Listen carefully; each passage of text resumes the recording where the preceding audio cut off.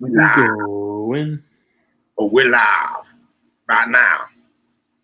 Oh my God. What happened? Computer is yelling at me, saying that the message I just sent to you is unsendable. Why is it doing this? All your electronic equipment is throwing a coup. As long as you could see me and hear me, that's all I care about. Oh. Yeah, it's like, do you want to resend? Do you want to resend? I'm like, no, I'm talking to him live. Two of my most favorite people in the world just joined in. What's up, children? Who is it? Hen Dog. Hen Dog and the Money. Dom Diff. My girl Dom. She knows what's up.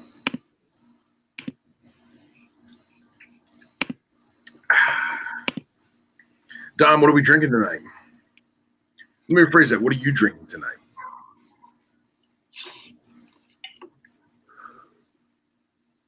Banging it out. Red, white, and you, boy. Star Blast. Tastes Star just like Blast. real Star. Yeah. Make you feel like you're American when you drink that. Boy, I feel like Joe Exotic. Well, Yeah. he's probably the wrong character to pick. Listen, I don't feel like Joe Exotic. go down the street, get I some, feel like the guy without legs. wrangle up some fucking feral cats. You're good to go. The Tiger King, and it's a bunch of feral cats. Herr Wagner is in the building. Boy, I sent somebody Sean's way today. They were like, "Who has the best lead times in racks and cages?" I ordered from AP, but I don't know when I'm going to get it. And I was like, "You need to go to MP Cages and Exotics and hit Sean up. Yeah, sir. Your woes shall be cured." Dom, are you drinking your Moscow Mule in a copper glass or cup or mug or whatever it's supposed to be? And have you tried the Monster Energy drink Copper? It's just ginger beer, and it's phenomenal. Absolutely phenomenal. Yeah. Absolutely not. What's up, Tom, my boy? So there is now an ultrasound machine that plugs into your phone, and I guess there's an app. Made in China. Because, well, Francis Gatton and Socrates they posted pictures in the MVF about it. Yeah. And it's pretty cool. I'm looking at the website right now, seeing how much these things cost. Good God. Yeah, they're like $480, aren't they? No.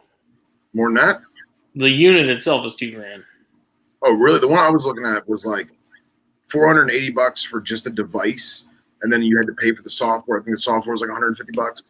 But again, that was the made in China one. I mean, obviously those boys, them Chondro boys got some money. Dom doesn't drink energy drinks.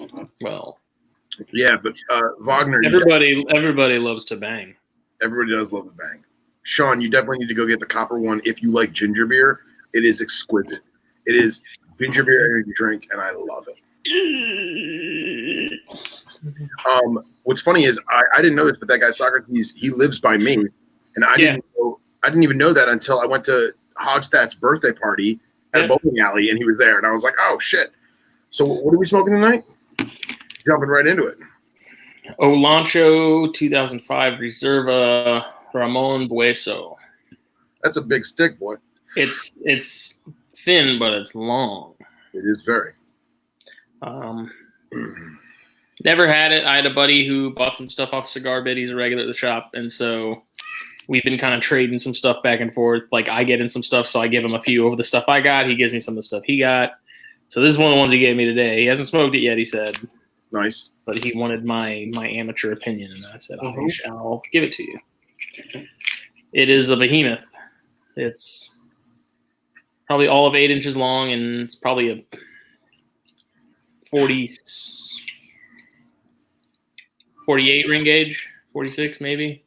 Okay. But Pretty good. I wonder how quick it'll burn. Like if it's just going to go like some quick match, or if it's going to be a slow toke. And Cox, you definitely got to let us send us a picture of the pipe that you're using, even if it's a corn cob, because I've got 2, and we need to know the blend, please. I've got a handful of pipes actually. I never smoke them on here. I actually dropped. So my cousin moved from Philly to South Florida, and he had just moved into his place. He got everything set up, and I went over there. He's like, "Yo, let's smoke some pipe on the patio." And I brought my nice mahogany. And Joe Exotic said, "Okay." And I dropped it down his ceramic staircase, and I watched it in slow motion crack into 3 pieces. Pipe was an innuendo. Sad panda. Sad panda. But I've got like a bookshelf full of pipe tobacco and stuff. It's just, for me, pipe is like a Special occasion. no, it's like a cold weather thing. It's kind of like hot chocolate. Like, I don't have any desire to drink hot chocolate in summer. Nobody does. Speak for yourself. But it starts cooling off, and you're like, oh, it's like hot chocolate season. That is true. So pipe is the pipe and pipe tobacco stuff. You know, it's more you got to carry around. You got to smoke it a lot slower. It is cheaper in the long run compared to cigars, and it is nice. The tobacco is much milder. The tobacco isn't like super in your face like a lot of this stuff is. I don't know. Part of it's laziness, because this you just cut and light and go. The pipe, it's like carry a box of matches with you. It goes out every like 10 minutes. Relight it. If it's windy, you're not relighting it at all. Just, it's kind of a pain in the ass, but it is nice. It is nice. So in honor of you, I am smoking tonight the Monte Cristo Espada Oscuro. Ooh. Oh boy, I bet you that's good. I'm excited. I love Oscuros. I love how they do the double band, man. The double band, it just adds to like a little class. You know? It's a very handsome, very attractive. Get up, the whole thing. It is. You know, the font is beautiful. I like how they do the perforations on the lower band. I don't know if you guys can see it, but they do a great job of this stick. Great job. I don't want to peel the bands off. I want to just smoke them, but I'm not going to smoke them. I looked up the blend on this one, and this is supposed to be a Colorado with some Honduran tobacco inside. Okay. As I've mentioned before, I'm not a massive Honduran tobacco guy. Right. But I do love Colorado wrappers. I'm a very big fan. So maybe it'll work. Yeah. It's nothing to write home about at the moment, but I'm also a millimeter deep.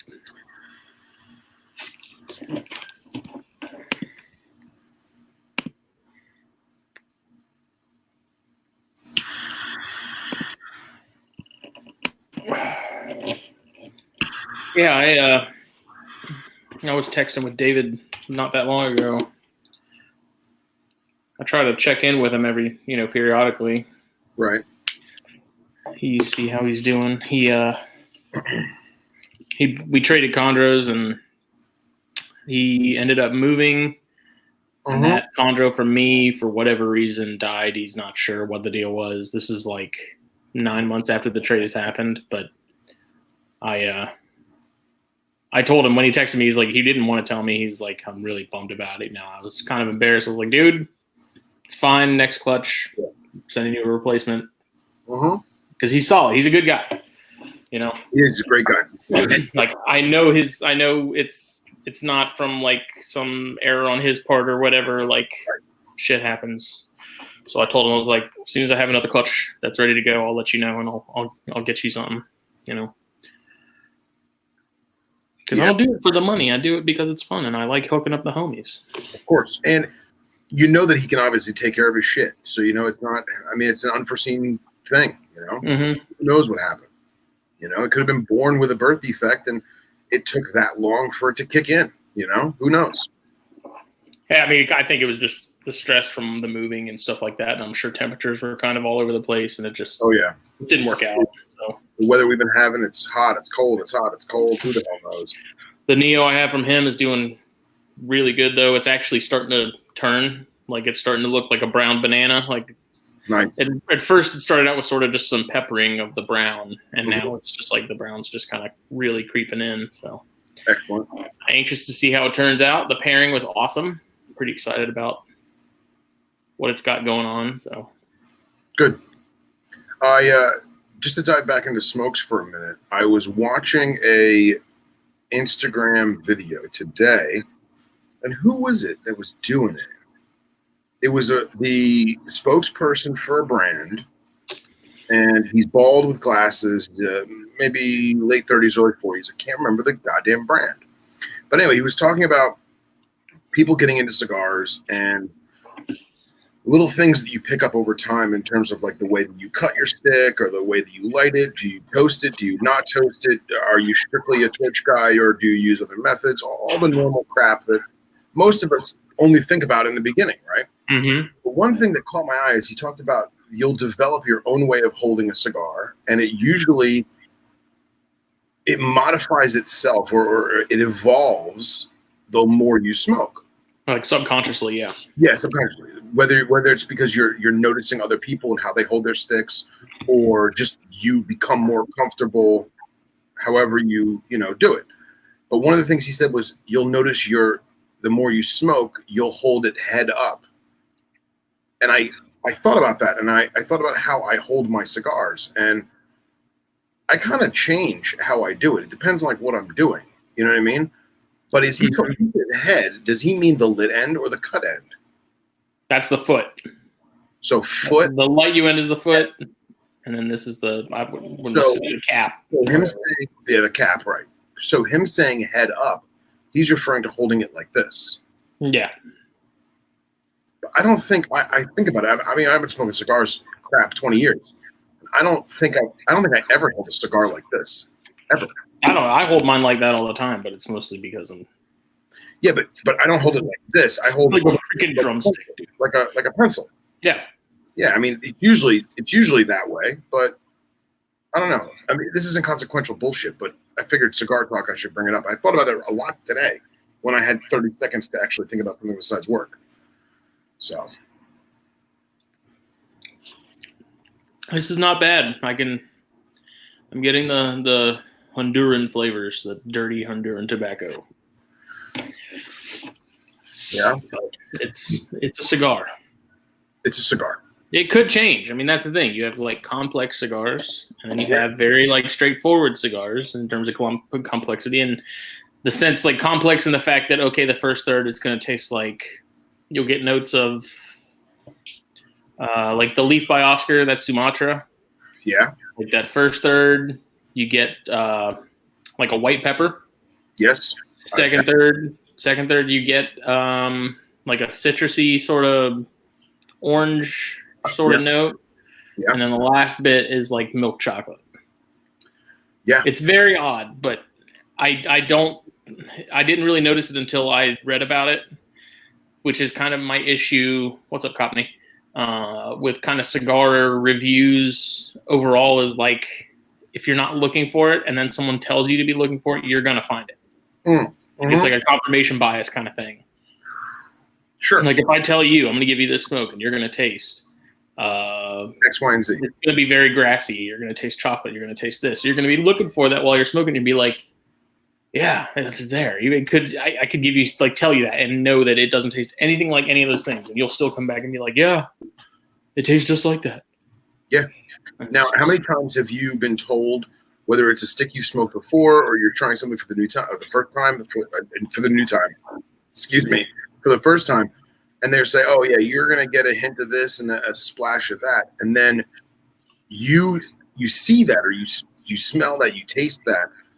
But then you find a better describing word, or you find the true fragrance, the true taste in which it is. Let's say it's white chocolate, and all of a sudden you tell the guy or the gal that told you that, and you're like, "Hey, did you get white chocolate from that?" And they're like, "Oh my God, you're right. I never thought of that." I've had that happen to me, like me telling someone, and then they Mhm. figure it out and tell me, and I'm like, oh my god, they're right. Holy crap! How come I didn't taste that at that time? I've had that happen with a few, like the T52s, the Ligas. Right? Like no one brought it. Like someone brought it up to me at one point. They're like, if you retrohale, there's a very slight hint of like a banana flavor to it.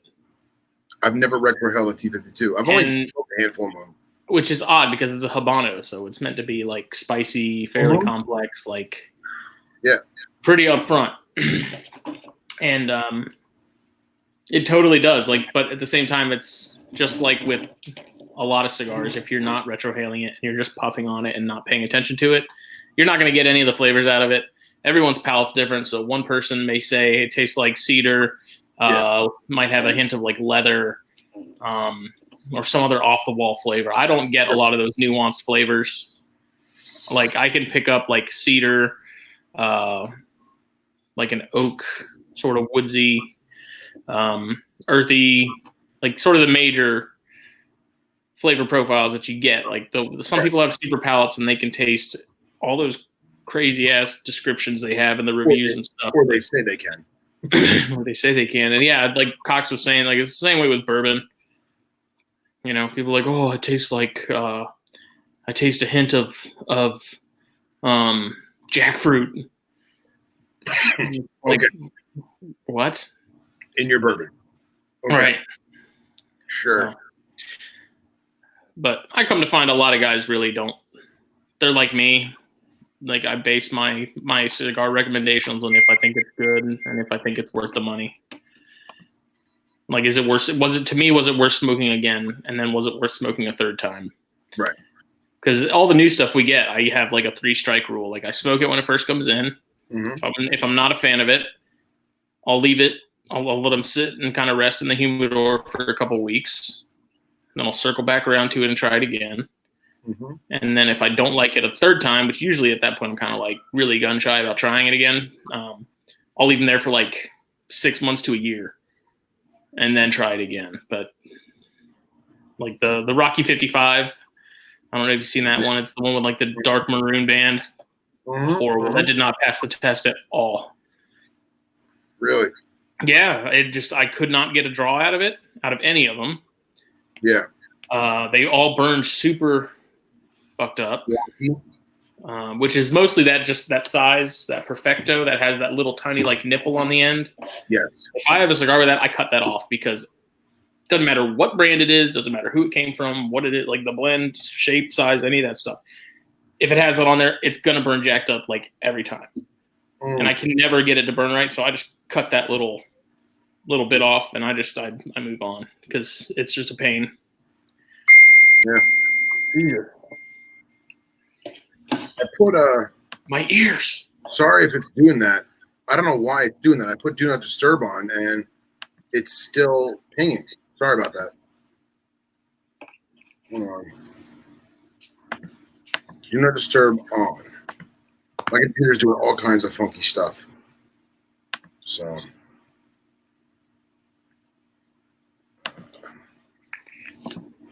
And in other news, I've located another male Pumilio. Oh, really? Somebody local up in Charleston. Mm. And it sounds like he's just got to his are reproducing like crazy apparently. Okay. So I looked at his setup. His setup isn't too far off from mine. A lot of bromeliads, you know. He said he has an older male that's been calling. He has a younger male that's been calling. So he said if I want the older male, I can have him. Nice. So.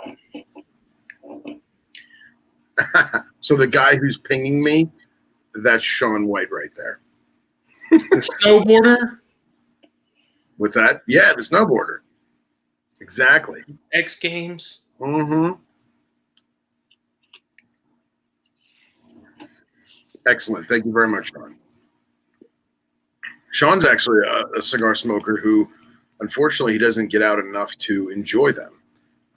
He has a beautiful humidor that's chock full o stick, and he has been gracious enough to give me several of his favorites over the years. So, but we were talking about something. Notes and something. I don't remember. I was gonna say I was gonna go after work. I got to work at a reasonable hour. I mean, the store closed at 6. I got out like 6:30. I was like, wow, this is normal. So I was gonna go to my local shop, and I was gonna honestly buy a box of those Novas, the Platinums. And then I realized that there is a pandemic in the country and that everything is closed. We haven't closed yet. It's good, man. It's good. We had a really good day sales-wise yesterday, and then the day before it was kind of mediocre, like below average. I don't even know if it'll open tomorrow. But Monday, I'm sure if they're going to end up closing everything down, Monday's probably going to be the day they're going to tell us. Because like South Carolina, unlike apparently us and like 2 other states, are like the last of the Mohicans to shut everything down like entirely. Mm-hmm. And our governor does press conferences like every 2 or 3 days, and he's like, okay, well, we're adding these to the non-essential businesses effective now or effective tomorrow at 5 o'clock.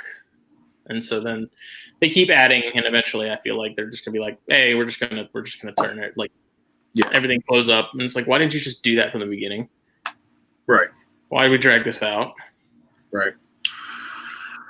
Well, I made the joke in the group chat on the cream chat about like how I got my Gestapo papers, and they were not the actual papers that I needed. They were just a printout of what essential businesses are for the county. So actually yesterday morning, my employer handed me a laminated copy of my actual employment Gestapo papers. So now I'm driving around with a laminated letter signed with the state statutes and the county ordinances for me being allowed to go to work. Now, I have a lot of cop friends locally that say they're not enforcing it during the daylight. You know what I mean? But if it's between 11 p.m. and 5 a.m., yeah, they're going to pull you over. But again, I feel horrible that I have to literally carry around, for lack of a better synonym, Gestapo papers. Copney is not a fan of McMaster. Yeah, he's kind of goofy, right? I think Nikki Haley was an incredible governor. I have her bumper sticker on my car still. I will never take it off. I usually hate pretty much any politician. I don't trust a damn one of them, but Nikki Haley. If there was ever someone who's going to save us from evil, it's going to be Nikki Haley. Yeah.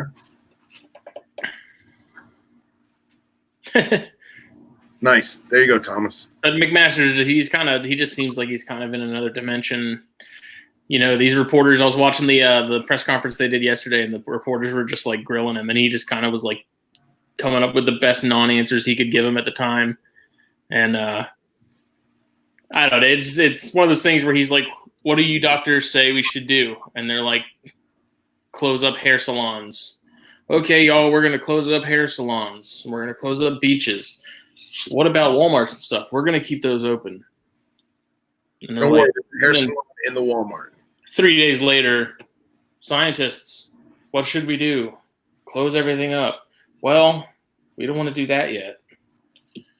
You know, it's not that bad. It's spreading on a daily basis, but yeah, fine. I mean, I was talking with Shaun White, the snowboarder, earlier, and I'm convinced I had it, man. I really am.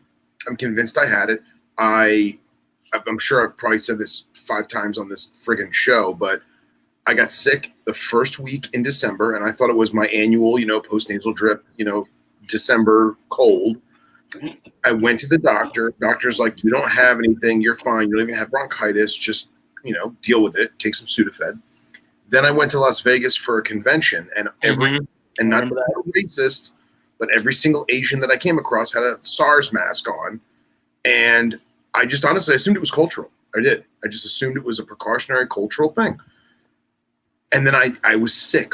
The same thing. No fever, no aches, no pains, no flu-like symptoms for over 2 months. And then finally in the beginning of February, it faded away, and now I'm normal. Now I just have allergies. But now you're immune. I'll be honest, my mom harvest your blood and platelets. Yeah, right. Suck my plasma. But like Probably full of Sean and I had 3 friends pass away from the flu this year, and now he was telling me 2 of the guys that we know tested negative for the flu post-mortem. So who knows how long this friggin' bug's been floating around. Yeah, and I talked about that book Spillover. Like, if y'all want something to read during this break, that is a great book. It talks about this very scenario. It talks about this kind of stuff and how Hendra, SARS, I think they talk about like hay fever in the Netherlands, like all these just major outbreaks over in the last like recent years. It's really good, and it's not in like a sensational kind of weird way like the Hot Zone was, which talked about Ebola. Like that was like really over the top and exaggerated. Right. This one is very much like, this is what's happening. This is why this happened. This is what this came from, because it talks about spillover, like diseases from animals into human populations. So, right. What do they call that? Zoological? No. Zoonotical? Zoonotic. Yeah. Zoonotic. What you doing? You there done you watching go. the movie? Yep. Were we good? Yep. Did he find the other half of his dad?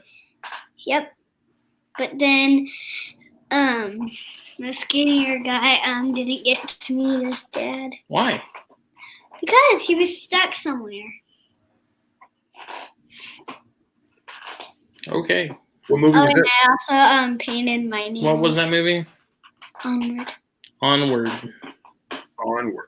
Sorry, Cockney. We watched it tonight, and I get 2 hours to stay up because I get a story. I get right. 2 hours to Party stay into up. the break of dawn style. And I also painted my nails. Painted her nails. Adorable. I'm trying to little tiny nails. They're like impossible to paint because they're so small. Guess what? I have fake nails, and you have to like stick them onto your nails.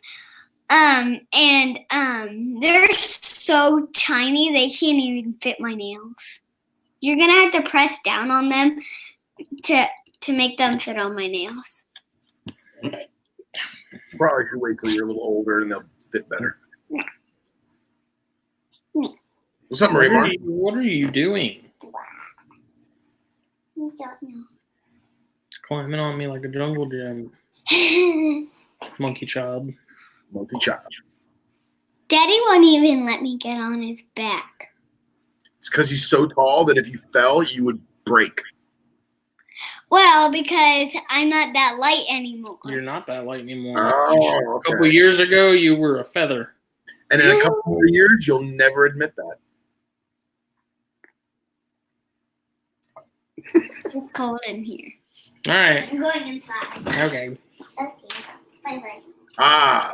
Modelo Negro. That's honestly the only Modelo I really like. Yeah, the Especial I'm not a fan of. Yeah.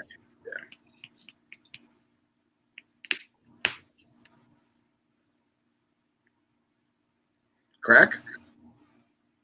Like cocaine? Crack is whack. Don't smoke crack. So, I was going to ask all of our herp friends, those of which who breed food for their animals personally, as well as those who purchase them, whether it be online or via telephone or in their local shop, have they noticed an influx in people stockpiling prey items for the apocalypse? I've actually been curious about this myself. So, Underground had a mad rush on, God bless you. Underground had a mad rush on prey items, mostly bugs. Mm-hmm. I would say the first 10 days of the craziness. Which is kind of funny because those have, like, especially crickets, it's like the worst shelf life. Yeah, exactly. Or better yet, they're all going to be dead. Yeah. They're all going to be dead before it even really kicks off. or they're going to overfeed their animal, and in the case of like a lizard, it's going to yak. You know what I mean? And then now it's going to be really hungry, or they're going to stress the animal out because there's going to be 50 crickets instead of 10. But it was basically like people coming in who normally would get like 20 crickets getting like 200, or like people that normally get like 30 super worms getting like 500. And like they're gonna be beetles by the time you feed them off. Yeah. And I really didn't ask about the rodents, but they definitely increased their frozen sales like dramatically. So I wanted to pick people's brains and go from there. Well, I don't know. I mean, I could see the rush, but I think pet stores are also considered an essential business, correct? Down here they are. Yeah. So. But people are people. Like the supply isn't necessarily going to get completely cut off. Like they'll still be able to buy these things, but. What Dom say? She got 3 months worth of food. Okay. Oh, that sucks, Dom. So sorry. What are you looking for? The rubbish. He's gone. No, I think he's. Yeah, that sucks. On what thing? The white. Like, I will investigate later. wow, he's been there all day. Okay. Go brush your teeth. He's not that big, I bet you. He's that big for Cotton, sure. you can't buy fish because they don't have it, or because they won't let you. He's gonna scurry in the house. Go brush.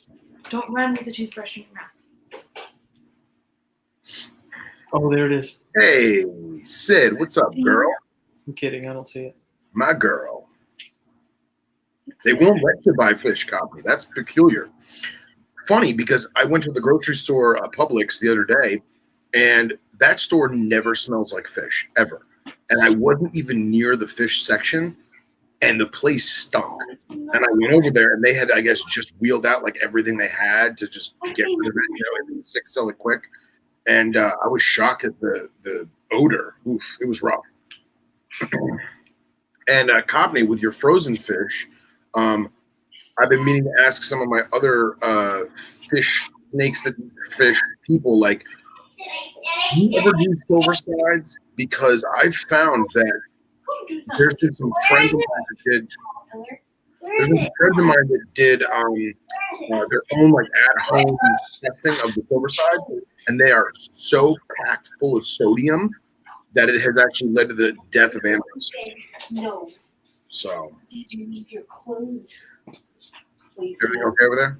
No, he leaves the door open.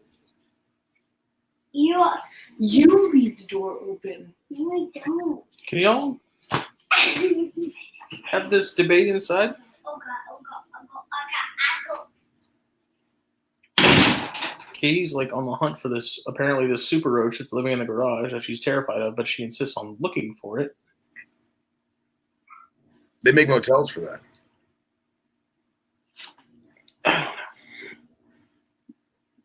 All right. So yeah, Copney, if you're going to feed your garters silver sides, I would do it intermittently, so as to avoid any kind of sodium issues. My personal observation. I was actually meaning to ask, our Nerodia friend, and now I feel like a total jerk. Montrose? What's the first name? Chris? Yes. Jesus. Wow. Brains fried. I was going to ask him if he's ever looked into the silver side sodium nonsense. Because like when I had the big cottonmouth with Marcus, we wound up getting live bait fish in fresh water specifically to try and avoid that issue. I imagine something like a salt marsh snake or like a mangrove Nerodia wouldn't be so affected, but yeah, it's something I always thought about. So Yeah, I don't see this whole thing being over anytime soon. no, neither do I. I imagine it getting a lot worse, both physically as well as financially. And then I imagine before summer, when things calm down, I imagine the financial shit being totally messed up all the way through the next year. Just my observation. Yeah, we'll see. I don't know. I was working on the editor's note for the next issue of the magazine today, and Yeah. basically talking about how, like, if you've got, we now have all this newly found free time, like, now's the time where if you wanted to start doing YouTube videos, you want to start doing content creation stuff, like, this is the perfect opportunity to do it because you got nothing else to do. It really is. It is. And, like this, even after it's passed, we're still going to hear about this for a very long time. Because the news is gonna ring that chamois as long as they can, as long as it's still bringing in the views. So they're gonna hydrate that chamois whilst wringing it out with a motorized wringer outer. Yeah, when they start canceling football, people are gonna start rioting. Oh yeah, absolutely, absolutely. I'll tell you, man. I've been retroing this Oscuro, and it's phenomenal, man. It really is. Those things are very solid. And I'm past the first third, and it's just good. It's just good. It's the power of the espada. Espada. And I love, dude, the black and gold, man. Like, I'm not even a gold guy. I'm a silver guy, but like the black and gold band, like, just can't get enough of it. I think it's the darkness of that wrapper. It is. It makes it so sexy. It does. It really does. Those of you who are just chiming in, we'll show you the goods. Show on. Yo. The Vanzolini Tads, I think the first one will be out of the water soon. I'm thinking maybe within the next week or two. And then the other one's probably still got another couple weeks, but I'm glad those things are finally starting to crank some babies out. Good, man. And they're adorable, like really adorable. And yes, Company, the chat is popping tonight. I love it. It's good. Still no action from the green trees. Nothing? Well, I mean, the female's going into a shed cycle, so I'm hoping that means something. Cool. Cool. I don't know.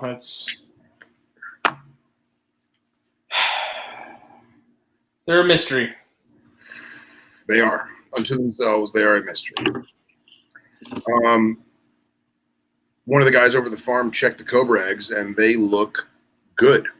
Oh, good. So, yeah, they're looking better. They don't look good just yet. And then my roommate candled a couple of them, like 3 or 4 of them, a couple days ago. He said they looked good and viable, but I want them to get a little hydrated. And I told you about the incubator issues with the temperatures being off. Mm-hmm. For those of you who are unaware of the story, the cobra dropped her eggs, not the way that I would have preferred it, but because of all the virus stuff, I haven't been able to go to the farm. Henry's been super busy. We kind of lost track of it, and she wound up just laying them on the cage floor. Everywhere. Which kind of annoyed me that Underground showed that video, because it just, honestly, the cage is a mess, and she just kind of shit her eggs everywhere, and I felt so bad. Like, I really felt bad. Like, this is one of our pride and joy snakes that, like, we love so much, and I felt so bad because I have a nest box for her. She's used it in the past. She's been spending the past like 4 months like twirling it around and making it her own, and then we took it out for breeding and we never put it back in. And it's my own fault. It really is. And unfortunately, she laid her eggs all over the cage floor. Henry said that he even found an egg on top of the hide cave underneath the heat lamp. So that one's probably shot. But it was pretty recent that Henry got them out. And unfortunately, the incubator we're using was a brand new incubator. And the guy who set it up forgot to plug the fans in. And it's a big, gigantic incubator, front opening. And it was at 106 degrees for about 5 or 6 hours. So I don't think that they're all ruined. I'm sure we're going to lose a couple of them. But we got the temperature fixed. The humidity levels are right. It looks good. And fingers crossed that we have, at least 25, maybe 30 good eggs. So I think being this early term, I think they'll be okay. yeah, it was literally day one. Like if they were like late term, like they were close to hatching, that would have really they would have just cooked. That would have screwed up a lot of stuff. Yeah. But Copney asked, Yeah. So not bring a breeder. I've always found it interesting whether you cut eggs or not. Is it just to see what you have, or is there another reason? For some people, they do cut them just to see what they have, which is, in my opinion, the wrong reason to cut eggs. Yep. I would concur. Like for chondros, once I see the first pip, I'm going to go and cut the rest because that means it's time. Even after I had cut eggs, I still had a lot of them die in the egg. They drown. Like it's just basically they're cutting to make sure that the rest of them sort of have a better chance of finding their way out of the egg because some of them, for whatever reason, the egg tooth doesn't cut properly or they don't cut deep enough. And right. Yeah, some people though, I mean, they cut the eggs just to see what they have, which it's like, why don't you just wait until it's out? But yeah, that's a debate that's been sort of ping ponged in the chondro groups of like, do you cut eggs? Do you not cut eggs? Are the ones that weren't supposed to make it not supposed to make it? Right. Or reason. Or is it on you to make sure that they all have a chance? Which I'm of the opinion, like, you're the reason those eggs are there. You're the reason the female put all that effort into making those eggs. Like, it's now your responsibility to make sure any of them that can survive do. Yeah. Like the nature thing, that happens in nature, but we're not keeping them in nature. We're keeping them in boxes. Yeah. Yeah, right. Yeah, I agree. I think just trying to read in the comments, cutting a small slit like we talked about just to give them an extra advantage on the egg tooth, I don't have a problem with that.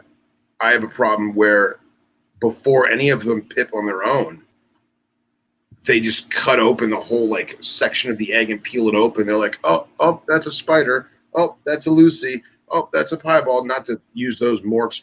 Not saying anything. All python people, everyone does it, but and then they just leave it open like that. And like, yeah, I understand it'll still develop like that. I mean, shit, we've grown sheep in a petri dish, but it's just not kosher, man. It's just not. Yeah, well, it's one thing if, like I said, you have that first baby is pipped. That first baby's like the head's poking out. Then it's like, okay, we're now like it's time. It's another thing where like none of them pipped, and you're like, okay, we're on day 50. Like we got 3 more days to go, but we can go ahead and cut these and see what we have in them. And it's like, yeah, I don't know. I'm not down with it.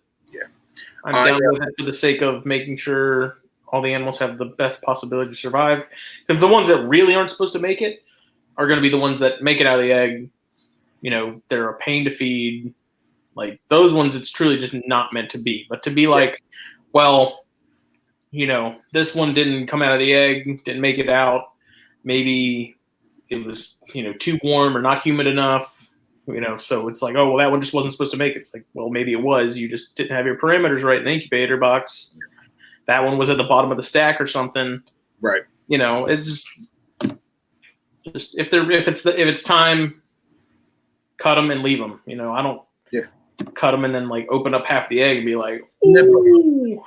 Yeah. I would love to see a study. I would love to get, if every breeder in the United States alone did what I'm about to say, we would have so much amazing data. I would love to see the number of people who do not cut their eggs and then how many failed to hatch and died in the egg. I would also love to see of the people that did cut their eggs to get the one that nature wasn't going to let be born, and then we allowed it to be born. The success rate of that individual. Does that make sense? Yeah. Yeah, I would love to see those numbers and prove, is it really worth it? Like, did nature tell that baby don't hatch for one reason or another because it's not going to make it to adulthood? Or are we really helping them legitimately? And they all survive perfect, who knows? With chondros specifically, like if we're looking at in terms of those, because those are kind of a good example. Like they come out of the egg, they're notoriously difficult to kind of get going. Like the odds really aren't stacked in their favor from the get-go. Yeah. There's always going to be a few that take a lot longer to get going than the rest. I have one that was like the runt of the litter. That's one of the ones I still have.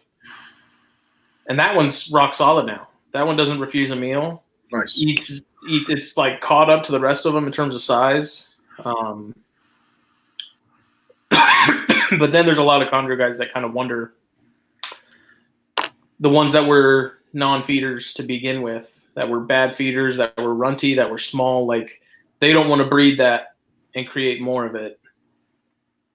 But granted, my one clutch of chondros is not a very big sample size to be able to kind of have a serious, legitimate outlook on it. But to me, it's like if they all end up doing, coming around and eventually doing really well, then what's the issue? Yeah, it's irrelevant at that point. Like you're passing on bad genes. It's like I'm sure you can have a clutch from two parents that were great eaters straight out of the egg, and they're still going to be difficult. That's no different than a human child. One eats broccoli, one thinks it's yucky. Like, who knows? That kid in the future could learn to love broccoli. Could become a vegetarian. Yeah, exactly. Or better yet, the other kid could say, you know what? I've ate broccoli my whole childhood. I don't want to eat it anymore. So that's kind of I don't think that's a good enough way. It's not like they come out of the egg and they're stargazing right off the bat. Like that is obviously a neurological issue. That's a genetic deformity. But something that's difficult to get feeding, I don't see that as being a genetic issue. I mean, I think it does exist genetically. Like, yeah, Okay. that's a genetic factor. But I think to say I have this stellar green tree, but I don't want to pair it because when it was a neonate, 6 years ago, it was a horrible feeder, and I don't want to have a clutch full of horrible feeders from a species that's notorious for having babies that are horrible feeders. Yeah. I like what Wagner put. Sean says, yeah, I mean, it's all bets are off. Yeah. Sean says, I've had babies cut its way out, come out, and fail. There you go. Fail to thrive. I think almost everyone has at some point. That's the running thing. It's like that's why mom has so many eggs. How many are going to fail to be born? How many are going to fail to reach adulthood because they got eaten or they got disease or whatever? That's why puff adders have 60 babies. That's why veiled chameleons lay 60 eggs. That's what's going to happen. Statistically, 2 of those are probably going to make it to adulthood. Probably, or maybe less, maybe more. Who knows? The Cottony asks, is there a danger of cutting? Can it stop the animal from developing? Yeah, because you run the risk of cutting the animal if you're not delicate enough. Or I've also seen it where cutting the mesentery or whatever you want to call it, that like amniotic sac thing they got going on there, cutting through that directly, there was a pressure change. And that, I don't want to say it made the animal collapse, but for lack of a better word, you broke the pressure in the bubble and it died. I've seen that. Yeah. I've seen that. There's a lot of veins and stuff in there, so you have to make sure you're not cutting any of the big ones. You got to be very careful when you do it. I think the pair of cuticle scissors makes the difference. The worst is when it gets rolled, and that poor baby suffocates on its own yolk.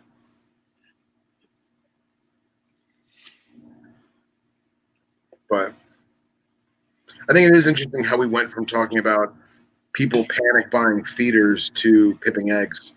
I just love the way this show develops, like the segues. I like it. Yeah, it's just when you have a clutch, it's like I feel like you're the reason they're there. It's your duty to then commit to making sure they all thrive. And yeah, some of them probably aren't going to make it, and that's just the way it was meant to be. Like they just it wasn't going to happen for whatever reason. Yeah. But the fact is that you actually tried. Like it's one thing to have some die of their own volition because they just weren't good starters, and you tried like hell to get them going. Like that's one thing. But to be like, this one's not going to eat. I'm just going to continue to offer it food until it just dies because it just wasn't, Which there are some guys that do that. I mean, that's the way they do it. That's fine. I get it, but I don't know. Personally, if I have a clutch, I'm gonna, it's gonna be a lot of work. Feeding tails is not fun, but you're the reason they're there. I think it's your responsibility to give them the best life possible, whether that be for 20 years or that be for 20 days. Yeah. You got to do what you can. And how many boa people and viper people cut open the amniotic sac of a live-born baby because it's in the sac and you can see it. It's trying to get out of that sac and it just can't. And then you cut it and boom, it's out. You know what I mean? I think about how many babies would have died in the wild like that. I mean, I know every single boa person I know that breeds boas has cut at least 5 in their lifetime, minimum, maybe 50. Who knows? But at least 5 in their lifetime, they've been like, "Oh my God, I can't get out," and then this thing's like, "Oh, thank God," I would love to know the statistic of that. If that baby. I mean, statistically, think about. I think if you had a 10% rate of ones that survived the first month, that's stellar. Yeah, sure. The dart frog's prime example too. Like they crank out so many tadpoles, but you also think about how many things eat those. Like there's a reason some species do really well in the wild, that are labeled as least concern, and you have other species that are critically endangered. Mm-hmm. And if you look at the rates of how they're reproducing and stuff like that, it's well, no wonder those are least concern. They're freaking reproducing like rabbits. Yep, like wildfire. Yep.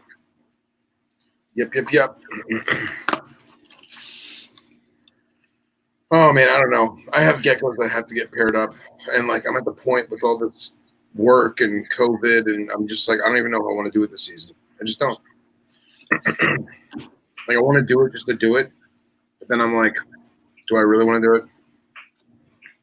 Yeah, I've pretty much I've put a halt on all shipping and stuff right now as far as animals go. I told people because I had some people messaging me about gray bands, and I'm like, right now I've talked to Mike at Reptiles Express. He's like, things are a little more chaotic than usual. It's kind of like Christmas because everyone's trying to get stuff shipped before they completely, flip the switch. And I'm just not feeling it, just. Yeah.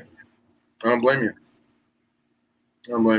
Life goes on. We'll just have to put it on pause, I won't lie, man. I've been super neglectful of my stuff in the snake room because I'm so tired. That A, I don't want to make a mistake and get hurt or die, but B, I just don't want to go. I just don't want to go do it.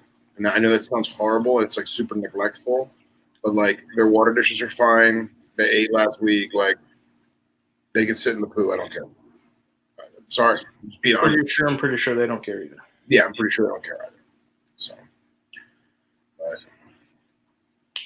but yeah,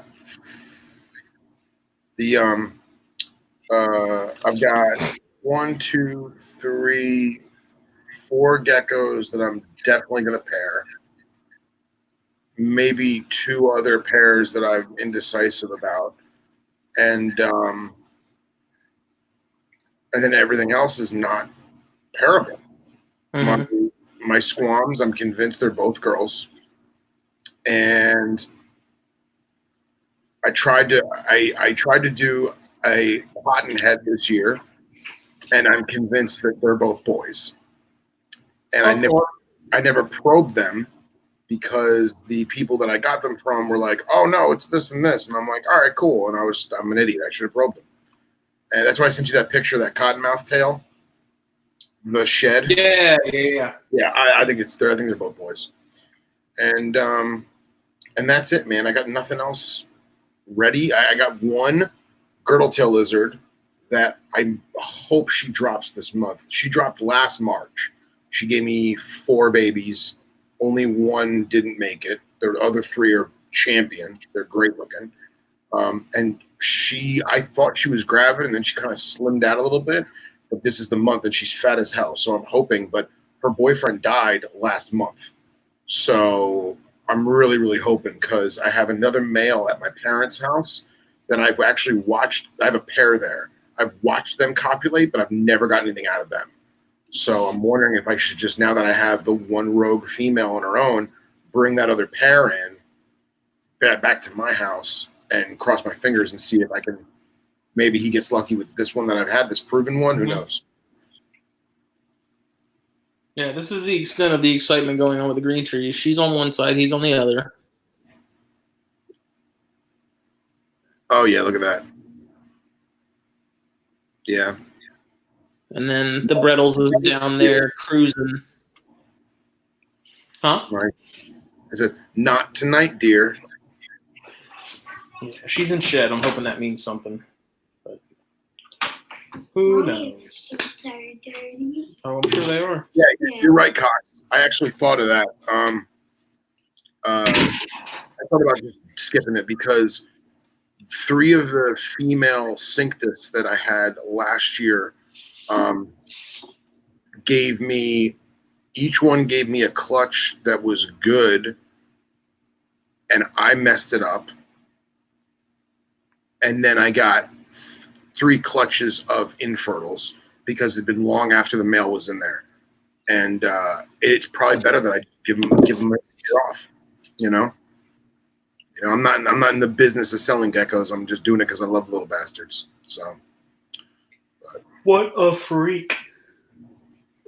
And yes, Cox, I did say cottonhead.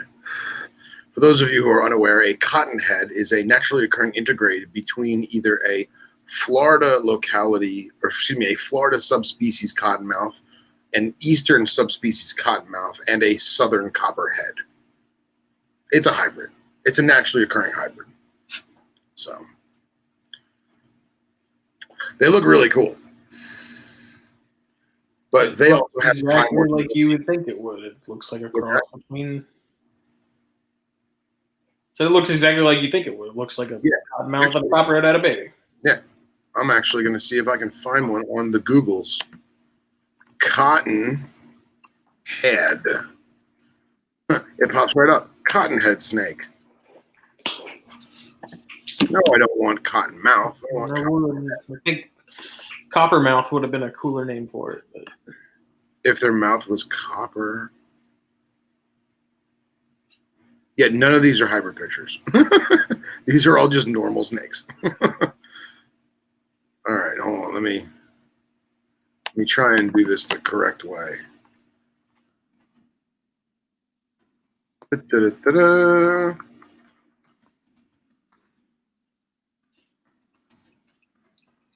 Hybrid. Cigar is not bad. I'm about halfway through it.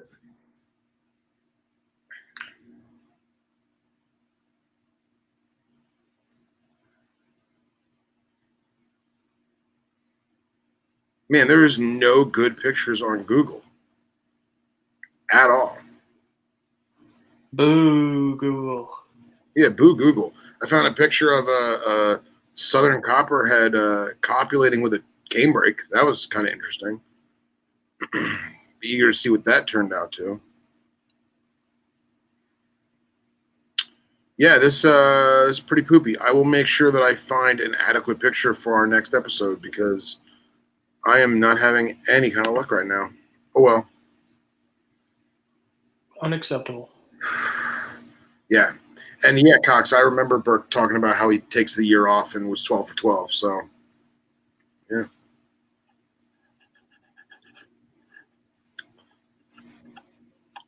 Part of me is kind of glad that I don't have a ton of stuff going all the time. Yeah. Like you never realize how much is too much until you're already at that point. Mm-hmm. Well, it's like I tell everyone who gets into venomous for the first time. They're like, "Oh, I want a caboon, and I want a rattlesnake, and I want a cobra, and I want another cobra, and then I want another one of these, and another one of those." And then their first 3 months of having a venomous license or having venomous, they've got 30 animals, and they're like, "Holy crap! I have 30 animals, and now I have to clean all of them meticulously, carefully. What did I just do?" Yep. And then how many people get into it and they're like, "Oh man, I got 3 gaboon vipers," and they're like a year into it, they're like, "Yeah, I don't like gaboon vipers. Now I got to get rid of them because I just don't care." That's something I preach a lot. Make sure you actually like something before you just go all in on it. Yep, exactly. I see it happen with chondro stuff all the time. Like people they get their first chondro, and within like 2 or 3 months, they've got like 10 of them. Really? And then the problems start showing up, and then they're like, "What do I do? How do I fix this? I didn't quarantine anything. I just threw it all together in the same room, and now this is happening." And it's like, yep. And then they end up just getting out of them because they realize that they're just a pain in the ass. And it's like, keep them for a little while, a couple months, 6 months, a year, whatever, and then decide if you want to make more of them. Cox, that's a real hybrid? Yeah. Oh, we need to pull that up. Let me see. I think it's on their Facebook page. That's different genus. It's pretty cool. That's different genus. That's cool as hell. If you like that kind of thing. Where's Billy when you need him?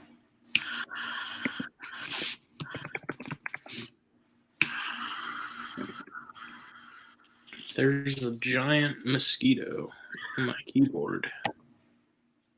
Die, winged spawn of Satan. You probably have West Nile. Zika. Yeah. I was in CVS at the pharmacy picking up my prescription the other day, and this lady was in the line. I don't know who she was talking to. I don't know if she was talking to everyone or just talking to herself. But she's like, tickets to Brazil are only $65 now. And I was like, yeah, Zika ain't looking so bad, is it? Yep. I love that fucking Zika. And the one area down by me in Miami was the epicenter. It's an area called Brickell. It's like the new hip happening place. There's lots of like. You probably still have it. Yeah, it's there. Is this it? Good night. No, that's a lance head. Who wants to make bat eaters, Cox? I can't with you. Make sure they're from Borneo and make sure that they eat bats. Bat eaters are the reason we have coronavirus. I don't know, man. If a bat eater only got like 6 foot, it'd be fucking cool. Maybe there isn't a picture of this thing on their Facebook page. I thought there was.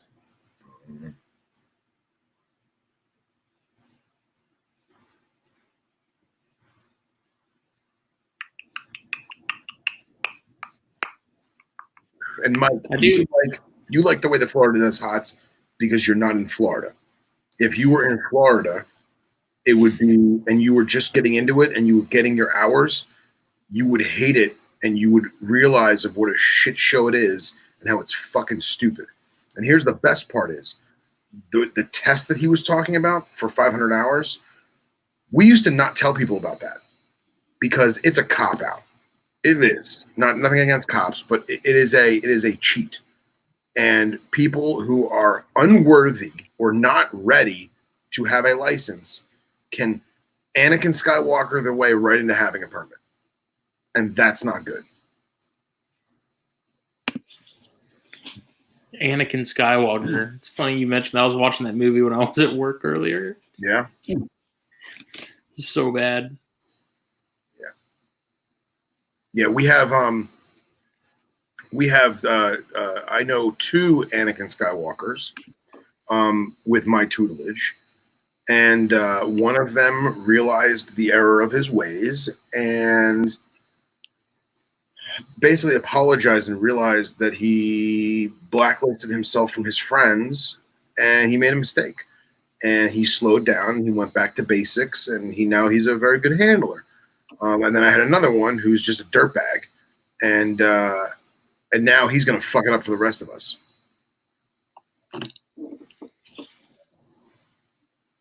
Sorry to hear that, Cotney.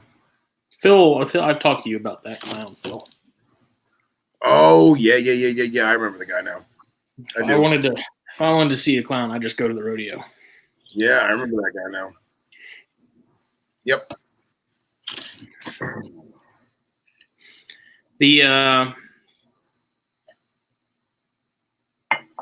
I feel like it seems to me like the most frustrating part as far as the whole Florida Venomous thing would be just finding someone to mentor you. Yeah. Like that's probably the hardest part out of all of it is just finding someone who's A, legit, and B,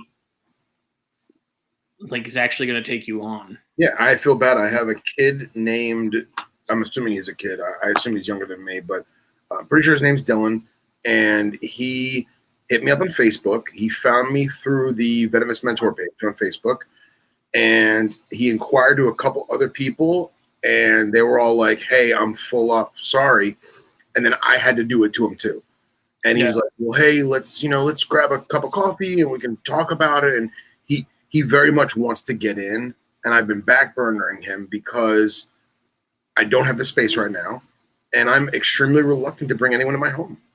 You know? Yeah, I get it. Nowadays, I can't do that. I can't. I'm really amazed they don't call it like the Biggest Big Brother program. It seems like there's an opportunity missed. Probably. Big Brother Bothrops. Yeah, right? I've done Bothrops for a reason. No, thank you. Me and South American stuff really don't do too well.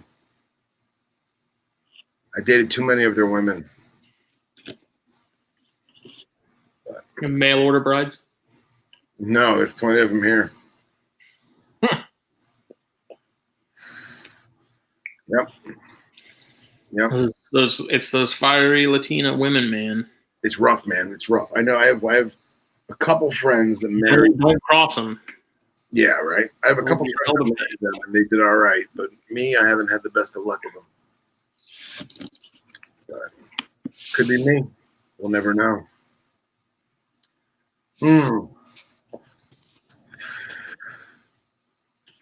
Oh yeah, copy.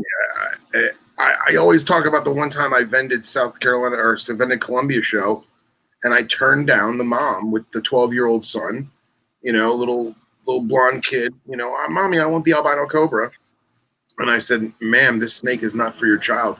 Yeah, but he's been a really good boy this year, and he's done really good in his grades. I was like, ma'am, I don't think you understand this. I'm about to get graphic with you. Your son is going to die. I said, do you want your son to die? And she's like, no, he knows about snakes. He handles them all the time. I was like, miss, this is a cobra. I said, I'm sorry, but I'm not selling it to you. And she got really annoyed and said some choice verbiage and then went 2 tables down and bought it from somebody else. Let it be on their conscience.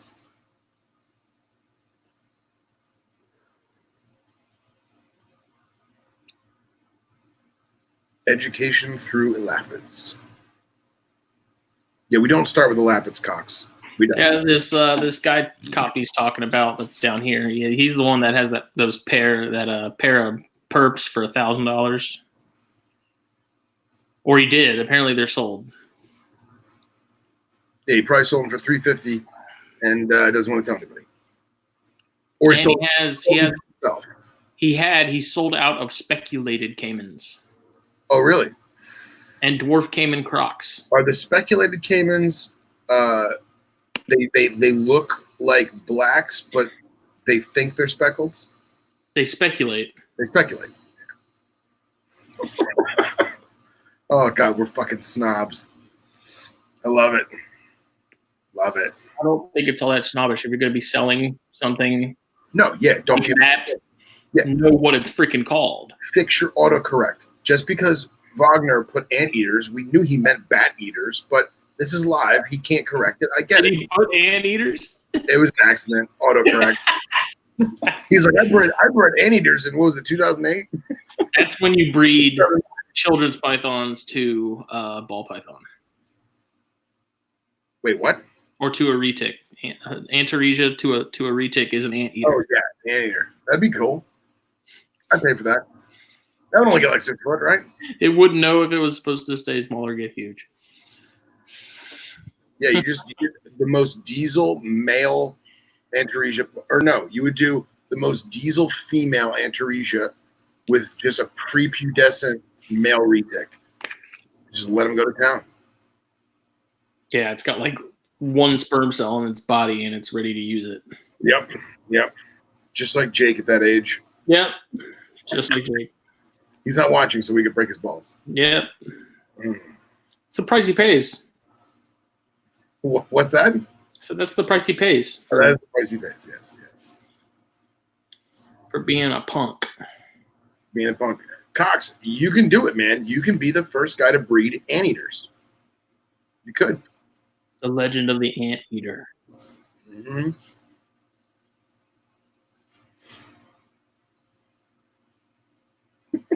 The show went to shit. So what else, people? What else? How's everyone handling their animals? Are they cleaning them relentlessly because they're bored out of their minds, cooped up in quarantine, or are they neglecting them like I am?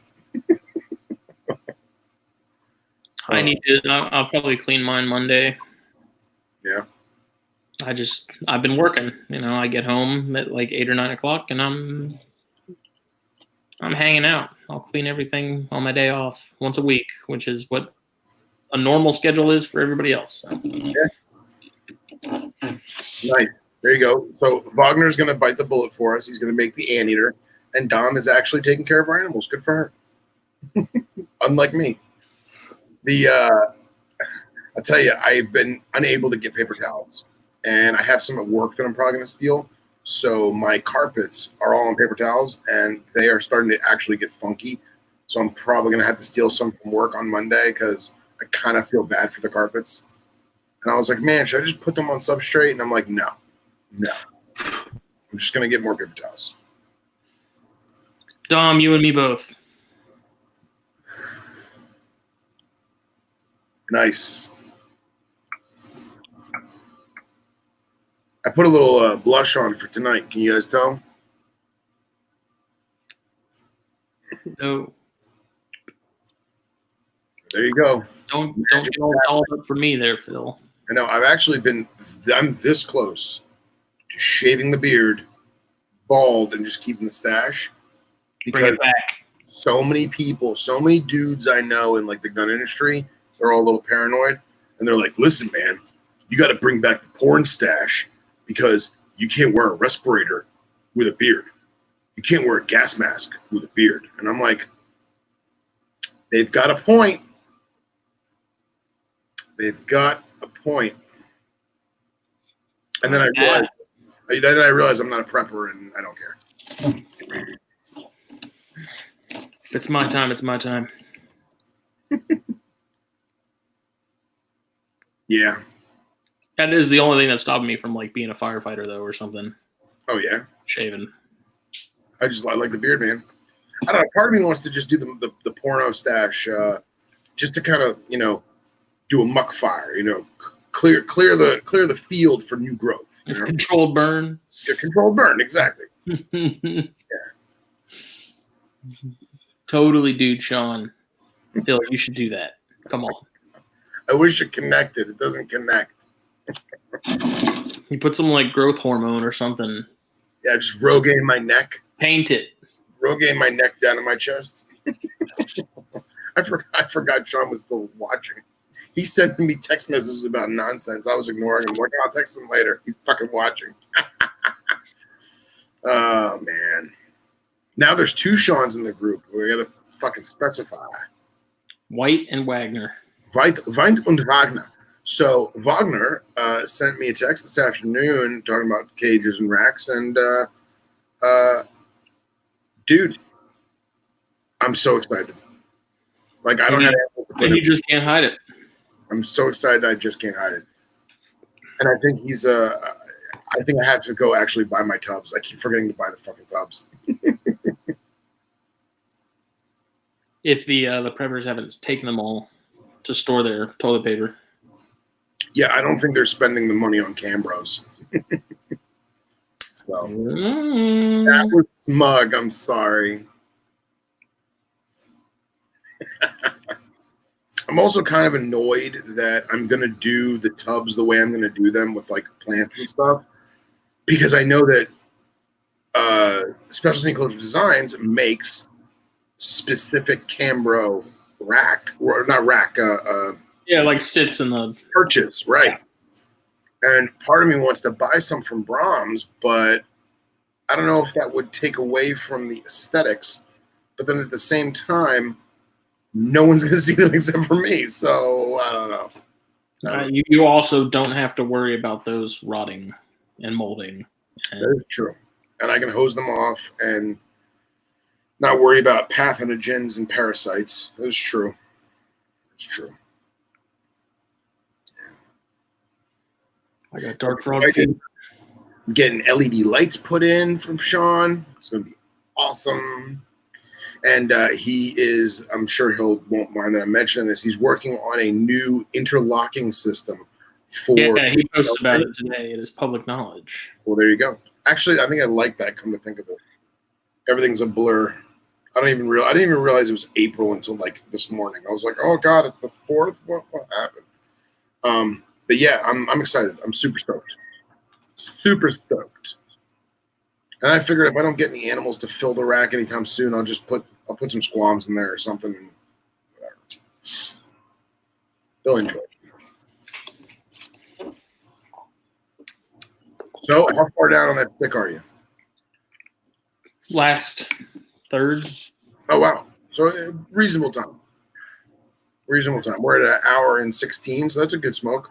Well, I also smoke best, but it's getting kind of tight. It's kind of... Is it? Yeah, this thing... Sucking on the draw. Yeah, I'm on the last third, and it is. I can feel it in the wrapper.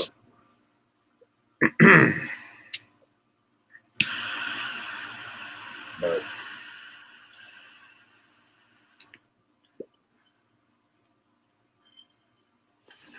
I want some viper geckos.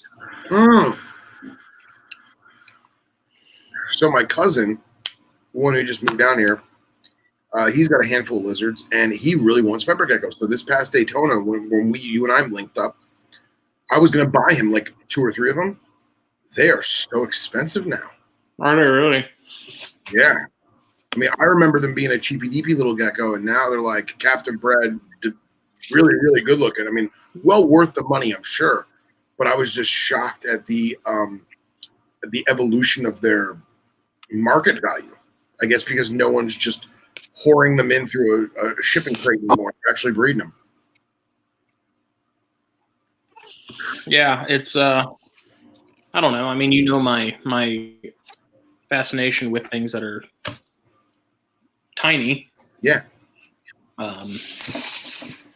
I don't know. The more I see them, man, they just look so much. Look great. Are you pulling them up right now? I'm looking on fauna.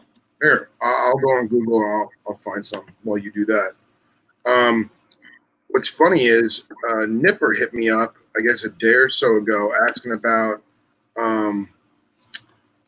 small terrestrial geckos to breed for food.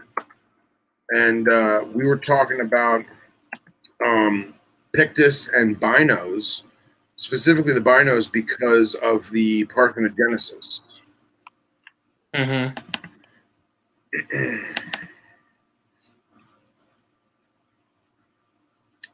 Okay. Well, I mean, I've been tempted to just get a group of like Turkicus together or something.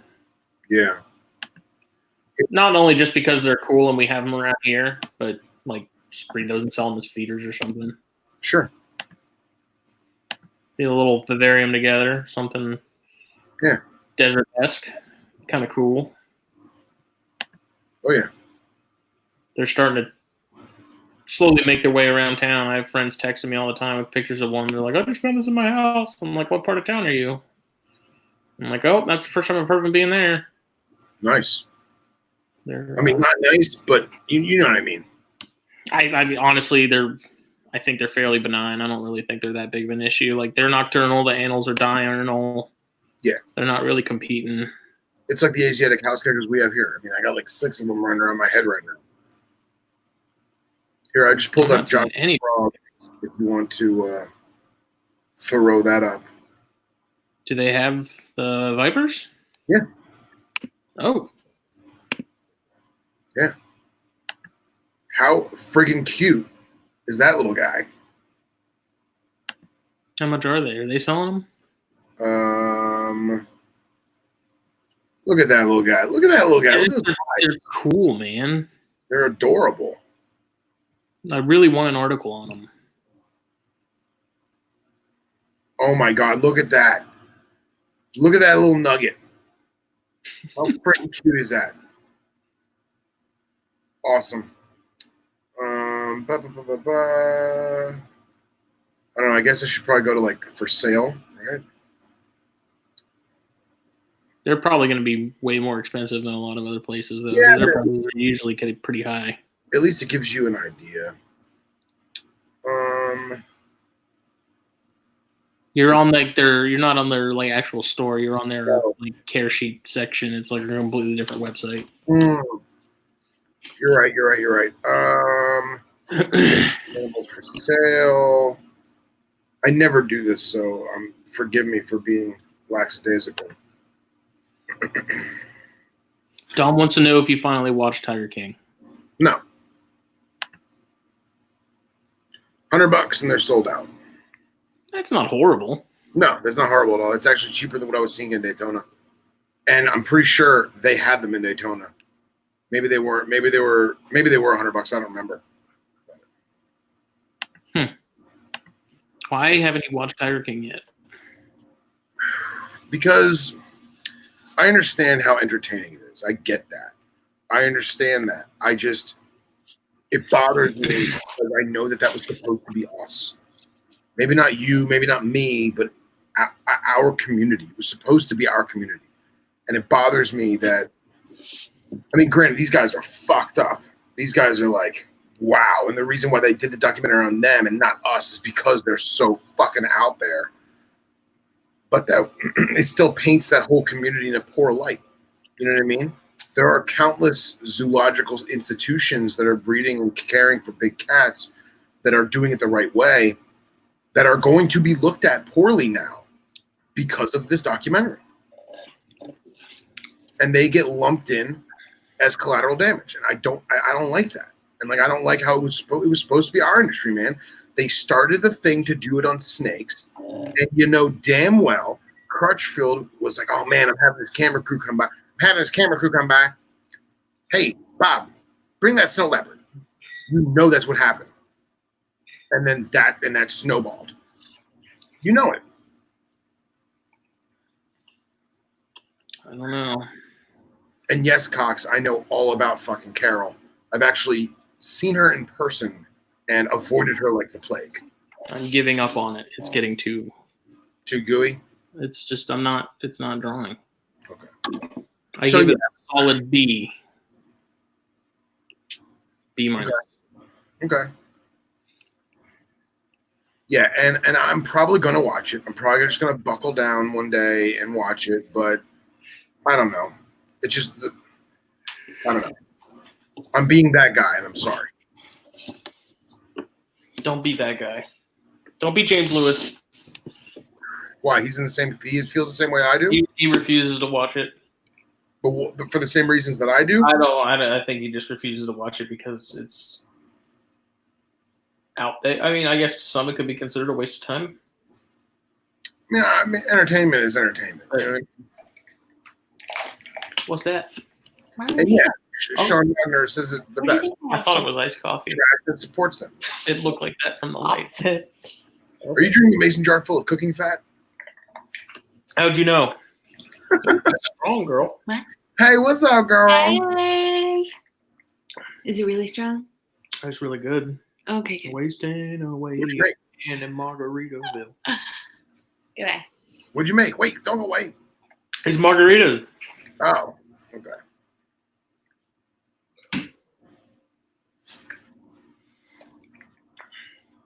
Oh yes, Copney. I have definitely watched The Wild and Wonderful. It took Phil 10 months to see Endgame. It did take me 10 months. I watched it on White's couch. That is true. Wait, Endgame. Hmm? What was Endgame? The Avengers. Oh, yeah. I can't even talk about that because I saw like the first 2 movies and then I was like, cool. I've had my fill of superheroes for like the next lifetime. Yeah. And what's funny about The Wild and Wonderful Whites, that is actually really old. Or at least the documentary. Yeah, that's not anything new. That was old, man. And I tell you right now, I understand that Hank III is a legitimate dirtbag, but it made me hate him more. Watching him on that documentary, I was like, ugh. Like, I'm not a fan of his music too much, but it made me not like him more. It's crazy. You're just a prude. I guess I am.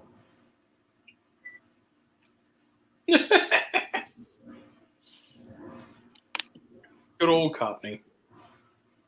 Wow. Classy. Cobney is a classy broad, and I love him.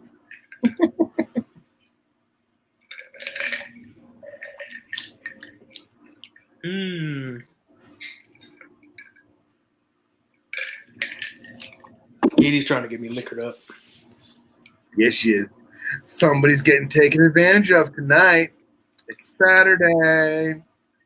Make sure there's no pill or something in the bottom of it. Like she needs to roofie you. What's funny is, Cox, you could call me that early, and I would be like, what? Anteater pythons? What? You've made them?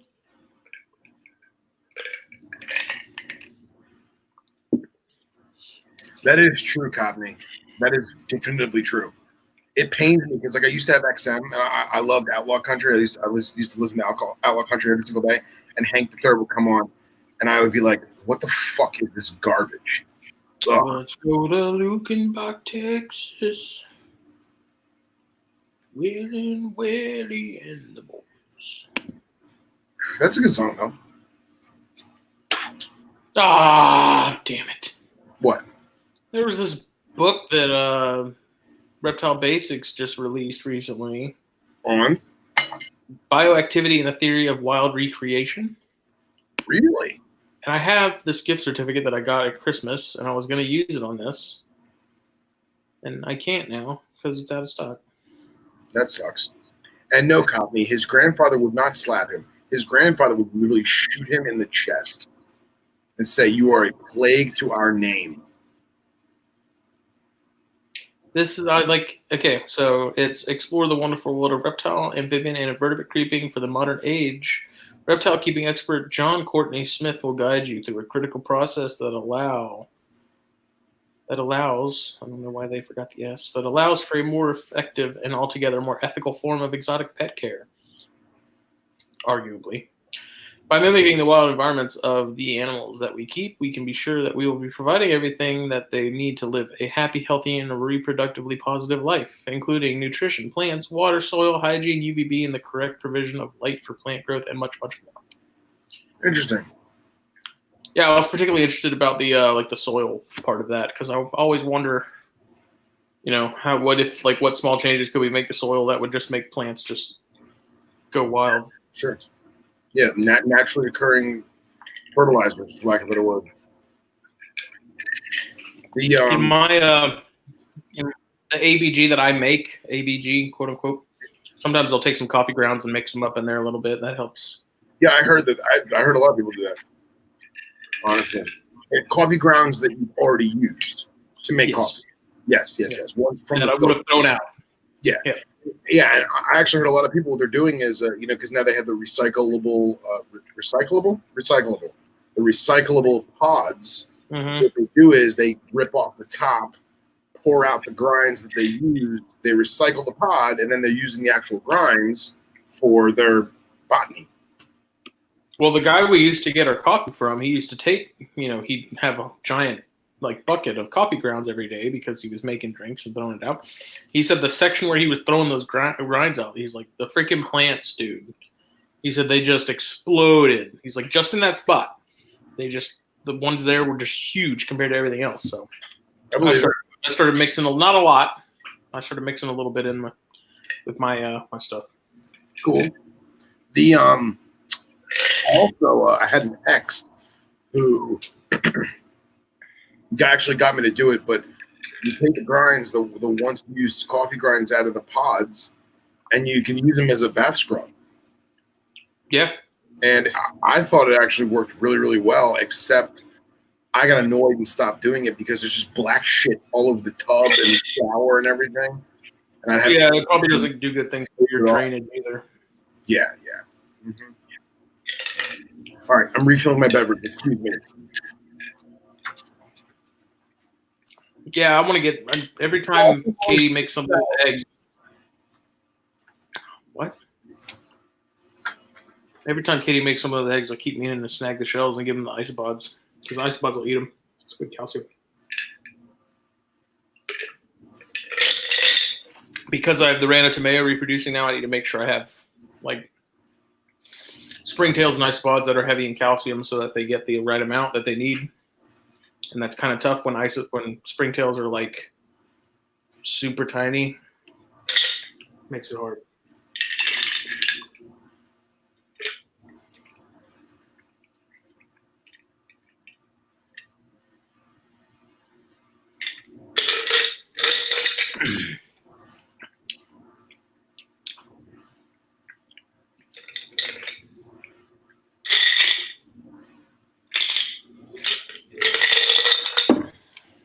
Margaritas.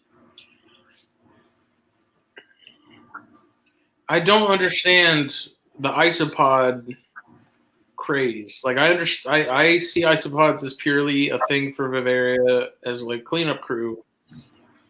I really have a hard time wrapping my head around some of these isopods, like the rubber ducks that get so much money. Like, can you explain that to me? Do you understand the isopod craze right now? Talking to me? Yeah.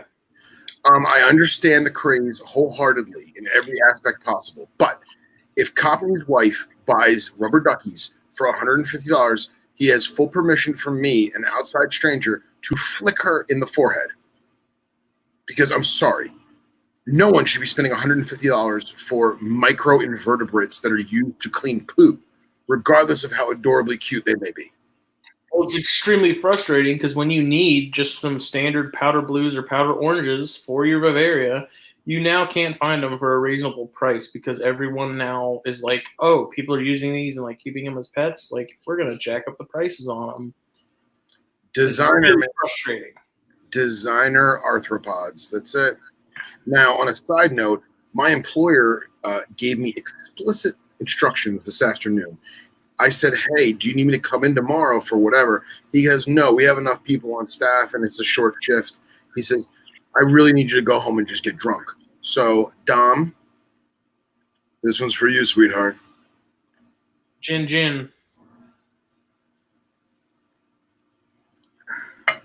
Is that just straight gin? No. Who drinks gin straight? This guy? What is wrong with you? You might as well drink Clorox, dude. Yeah, but Clorox only makes you feel funny in your tummy. That? It's a bad joke. Bless up. It's MBKs all over again, Cox said. It is. Remember when MBKs went for like next to nothing? Mm. Then someone said, hey, these kind of remind me of indigos. And everyone's like, oh my God, they're right. Buy them all. Here's the kicker too. It's not even MBKs that it's not even MBKs that people meant. They meant Gaijins, the milks. That's what they meant. And people were like, "Oh, we got to get Mexican Black Kings because they're big and black and they're amazing and they're not going to eat your face." They meant to get Lampropeltis triangulum Gaijins, which is the Mexican, or is it Mexican? It's a black milk. Black milks get like 6 foot and diesel. And they used to be the poor man's indigo. I'm gonna see if there's any more of this margarita inside. Let's find out. Go do what you got to do. And no, normally I do ginger beer. I'm a huge ginger beer fan. Everyone needs to go out and buy the Monster Energy drink Copper. It's ginger beer. It's limited edition. I'm not sponsored by Monster. I just love ginger beer, so drink up. But normally I do ginger beer and Tanqueray or Hendrix for the most part. Usually Hendrix. This is actually Hendrix and a minute splash of apple juice. Martinelli's, to be exact. What a bitch. Did you just call me a little bitch? That's your splash of apple juice. Why not? I mean, clearly it is not a glass of apple juice. It is a glass of gin with a minute splash of fucking apple juice. I won't lie, the first one I had a little more apple juice.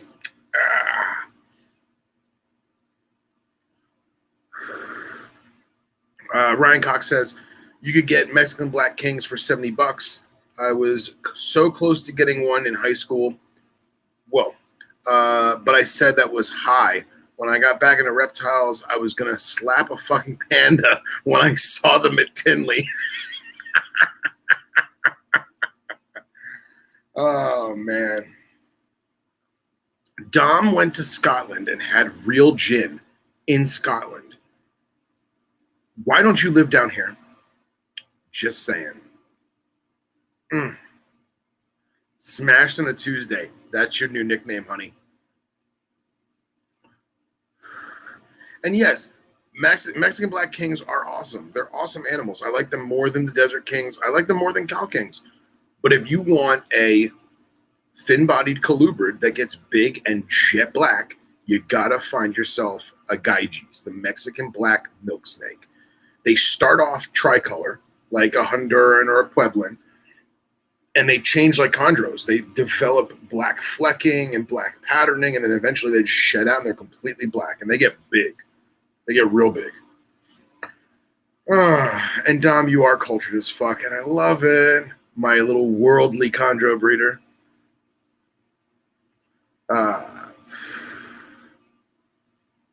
Midori sours are good. They are good. Man, Daytona this year, if it goes down, which I'm afraid to God it does, and y'all motherfuckers come to Daytona, woof, it's going to be a rough fucking weekend, boys and girls. Why don't you have a drink in your hand, boy? Because there's no more margarita. Katie drank like all of it.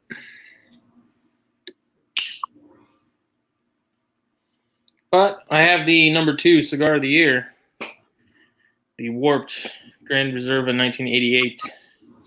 Excellent. These are very good.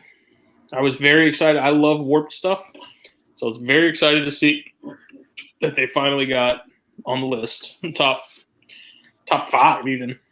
Yeah. Good stuff. Sounded like a good cut. You have no idea. Yeah. Urban, I highly recommend them. Anything Warp does is pretty damn good. I haven't had that one. But The Cortos, man. The Cortos are the bomb. Carbon Fest. What about Carbon Fest? Spicy little pepper bombs, man. They're delicious. Yes, they are. I would buy a box of those in a heartbeat. I will not be able to attend any other Carpet Fests this year.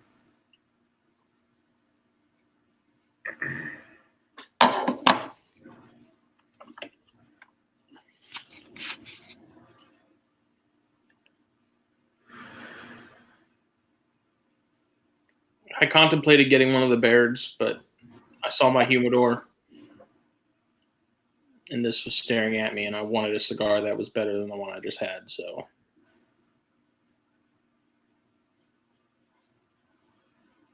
Sue me. I need these Bairds to start making more of themselves, damn it. Yeah. And yes, no, Cobney, I got that. I thought you were referring to the upcoming Carpet Fests That way we can all get smashed together sooner than Daytona. So. Or you could just come up and hang out. I will. In October 17th? Yeah. Okay, just making sure I got that date right. No, I took the time off from work, man. So I'm really hoping this virus stuff is kind of over by then. Yeah, right. We're kind of worried that we might just end up eloping and being like, we'll do something later. And then later will probably never happen. We'll just like, because we also said we were going to have a housewarming party and that hasn't happened. So.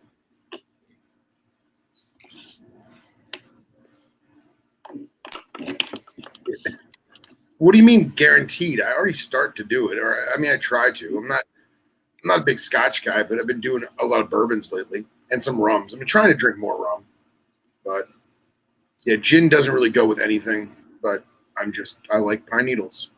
That's it. Yes, I know, Mike. I could just come up. I'd like to. Just eat a handful of pine needles. Yeah. Steep them, like boil them on your stove, and then just drink the water. It's pretty much the same thing. No, right? it's not. Oh, God.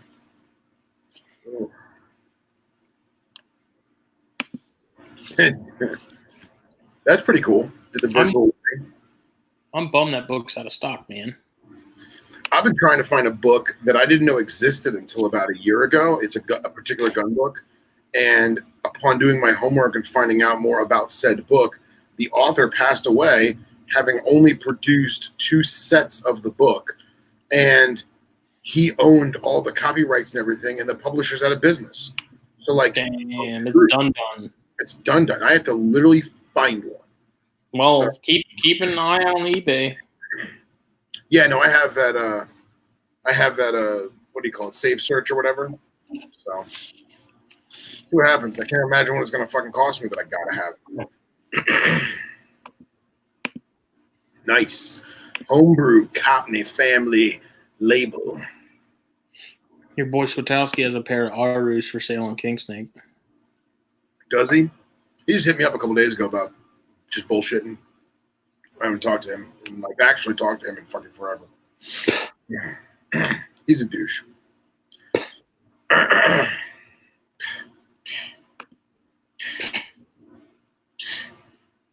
It's like that scene in Night of the Roxbury where they're both like,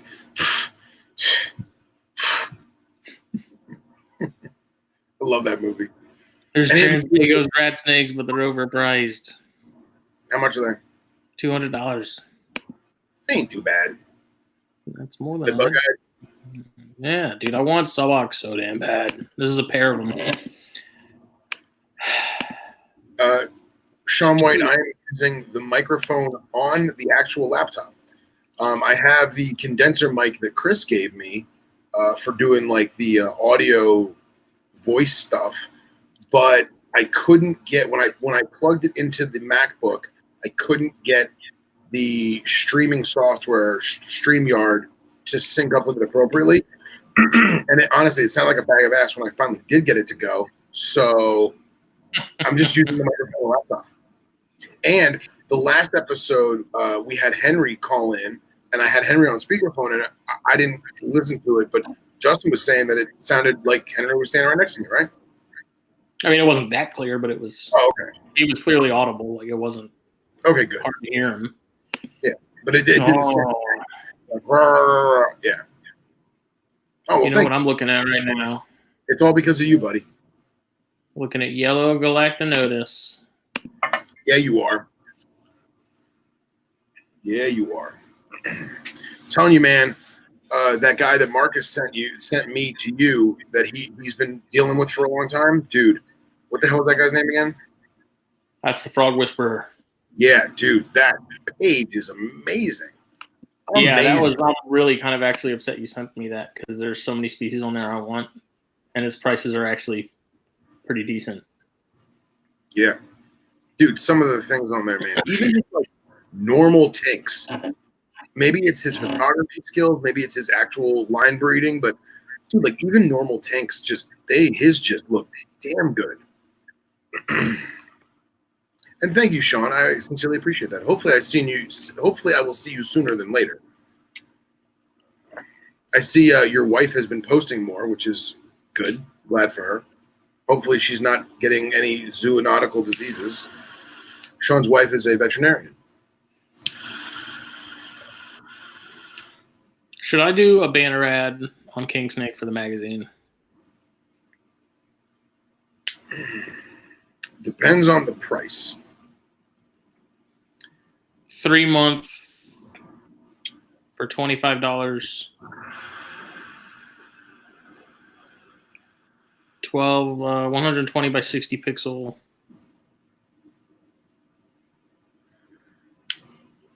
$25 for 3 months? Fuck it. I pay more for a steak.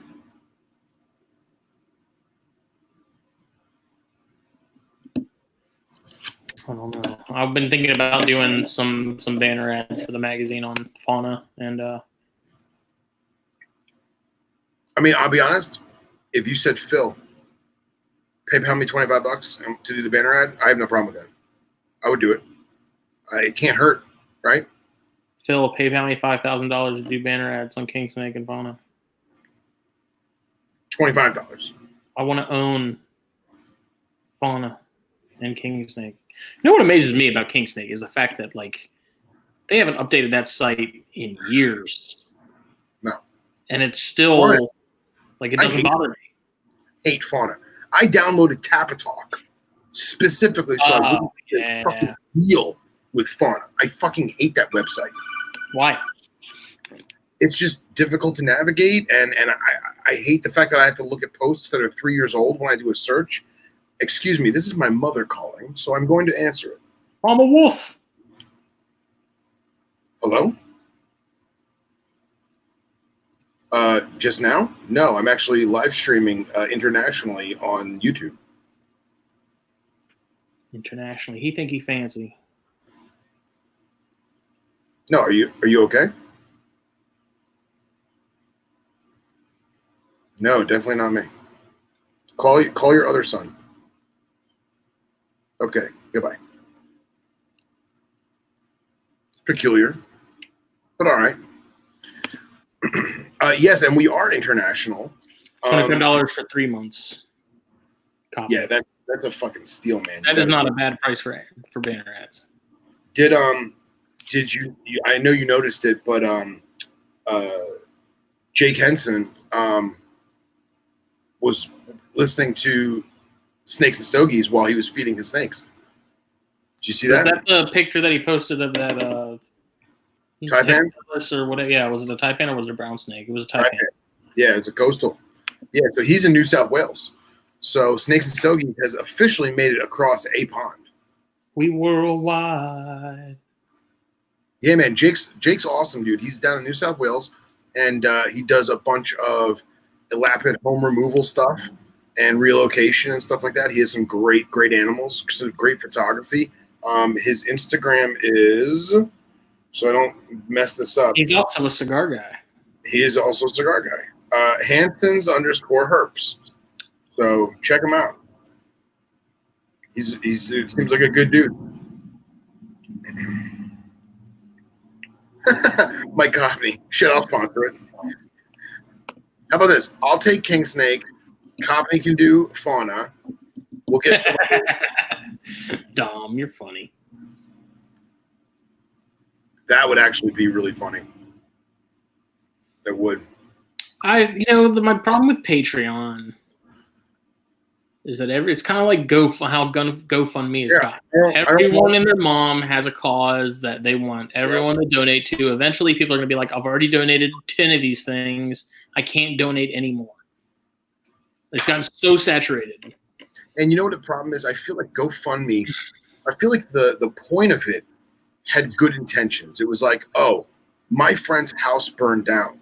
He lost his entire life with his wife and kids. Let's do a GoFundMe to help this guy out. Or now it's like, shit, my car is broken down, and because I spend all my money on weed, I need people to help me. Exactly. Like I'm sorry, a fallen police officer survived by wife and kids. Yeah, do a GoFundMe. You know what I mean? Well, even like the forest thing. Yeah, the forest. I donated to that. Sure. It's like this is what GoFundMe is for. It's not for It's not for I want to buy a Boellen's python. I need you guys to donate so I can buy one. Yes. Well put. Well put. Hey, Andy. He lives. My man. And I'm sorry, but I feel like Patreon is very much Yes. Cox, we've talked about that. I feel like it's a horror site. Does that make sense? No, I mean it's cool. If like me and Billy have talked about it. And I think me and Jake have even talked about it for the podcast. And I decided, I was like, you know what, everyone's got a Patreon. Eventually, like it's gotten so saturated now that people are now having to pick what they're giving money to each month. And yeah, I don't feel like we really don't need it. And so to me, it was kind of like, if I don't need it, I'm not going to ask people to. Yeah. Because I run Facebook ads on a regular basis. But I don't know. I think Fauna and King Snake would probably be smart to do at some point too. So yeah. You said we could do a GoFundMe for snakes. Yeah, like the Patreon too. You also get people that feel like they're now entitled to some form of content, and if you don't stay on top of it, they want their $2 a month back.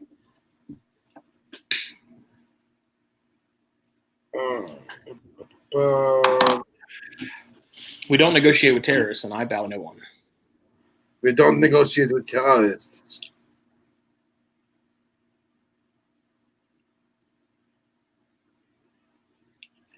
All right, mother trucker, what's your PayPal?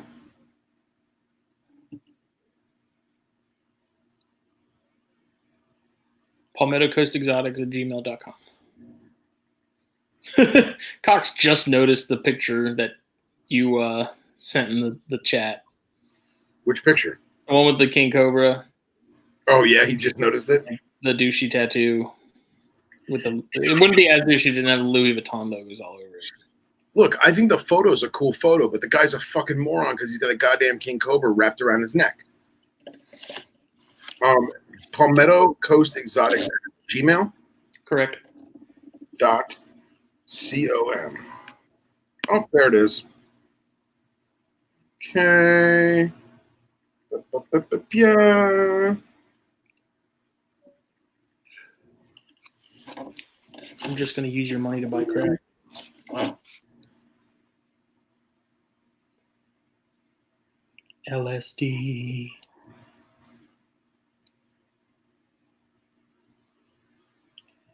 I'm officially a sponsor.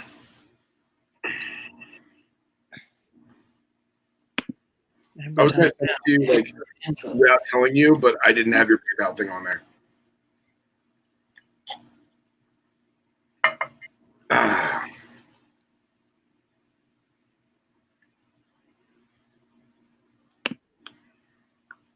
Whoa, what's going on? Buy a shirt? What is he saying? Wait. I'm out of cigarettes. Sad. Yeah, Mike. We'll circle back to that, buddy. Cox is right. What are we talking about? Buying shirts for $5?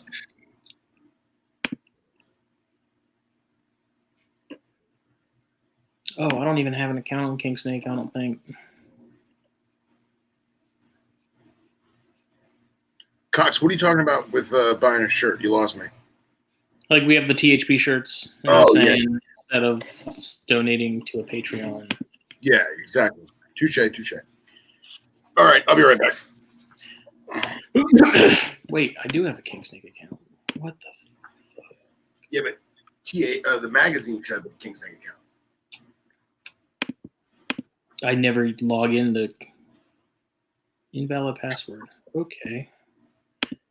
Let's try this again.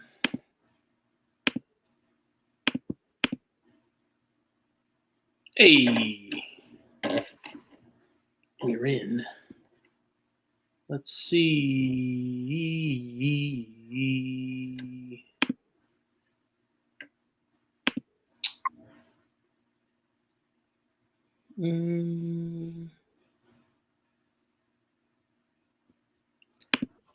Banner ad management. I'm not here. What?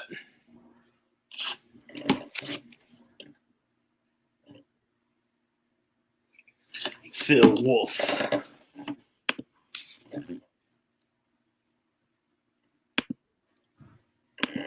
Should I do the magazine website or the magazine Facebook page? Let's do the website.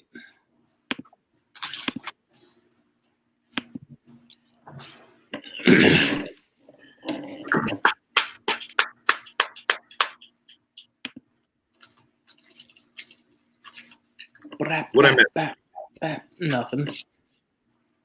Me Did you get rambling. that? I did. Okay, good. But you don't have to do it right now, by the way. You know, we're doing a live show. I'm doing it right now. Oh, man. So what is everyone else doing besides watching us tonight? I feel like we have a lot of people watching tonight, a lot of people commenting, chiming in. I want to hear what you guys are doing besides us just bullshitting.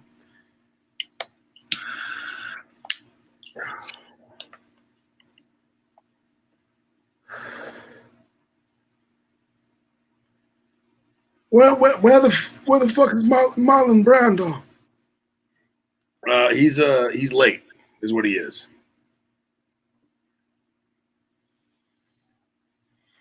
He's late. What I think is funny is that Ryan Cox noticed that I put on the thing today with special guest Marlon Brando, but all the other times I've ever put with special guest, no one ever comments or chimes in. Last week was Joe Exotic. The week beforehand, no one said anything. Christopher Walken. Nobody ever asks. I'm glad you observed it, Cox. Thank you. And by the way, the John Cena music, that was for you. Okay, so I sent them money.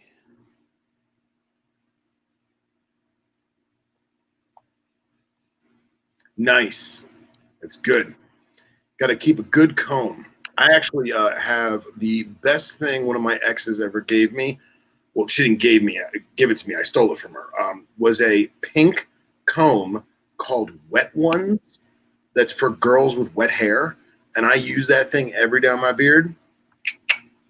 Love it. Nice. Copy knows what's up. Just chest hair and wetsuit material. Tips on growing a beard, Justin. What do you got? I couldn't tell you. Mine just grows. I will tell you this. I always shave my cheeks, and I frame out my jawline, because if I didn't, this would all grow down like to here, and it would look like gross. So try and follow the jawline best you can. Wet brushes, that's what it is. But it's actually, I think the brush is called a Wet One, and it says it on the handle. It's like a pink silicone, and then it has black bristles with little pink tips on them so they don't cut you. And it's the best comb I've ever had. Soul patch only? Who the fuck am I, Frank Zappa? The single soul patch? No.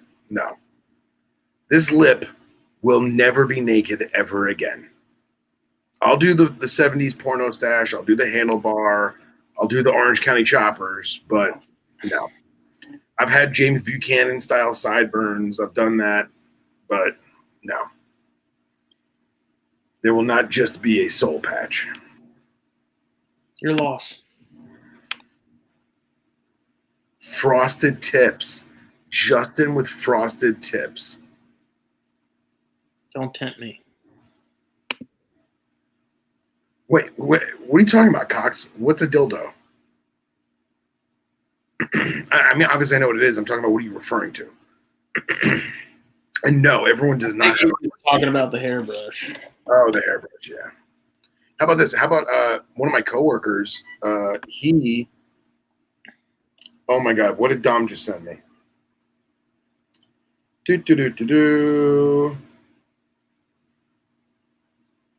A picture. Oh my God, that's the brush. Yours, I think, is, yeah, that's the brush. That's the brush. Dom knows what's up. That is the brush. That is the best brush ever made by a human.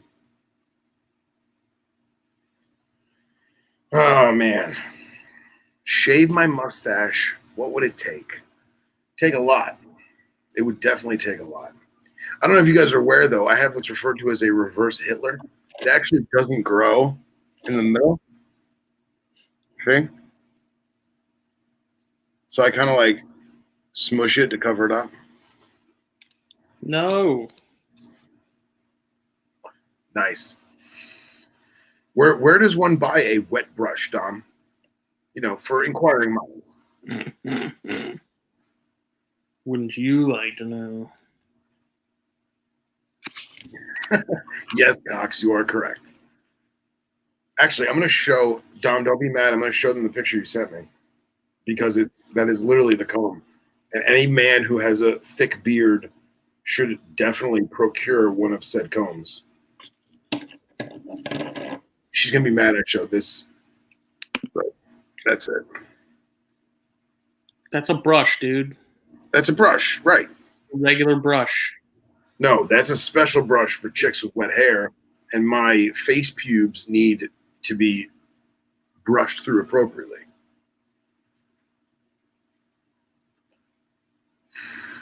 All right.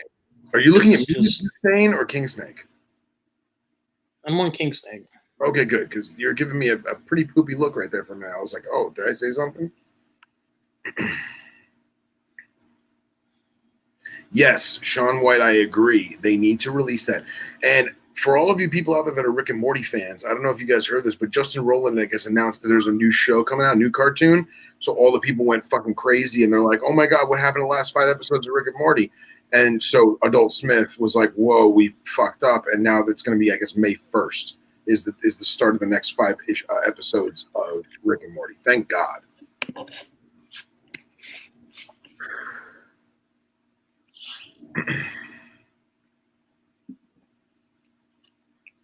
Are you still on King Snake? Yeah. Are you trying to buy ad? I sent them money, but that was it. It is Saturday night, man. They're probably asleep. No, like it didn't ask me for like the graphic or any of that. Oh, they're probably going to hit you up later. It's just like everything else. They want your money first.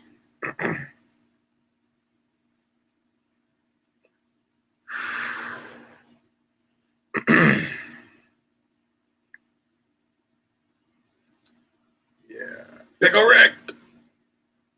I love Pickle Rick, but I hate pickles. Go figure.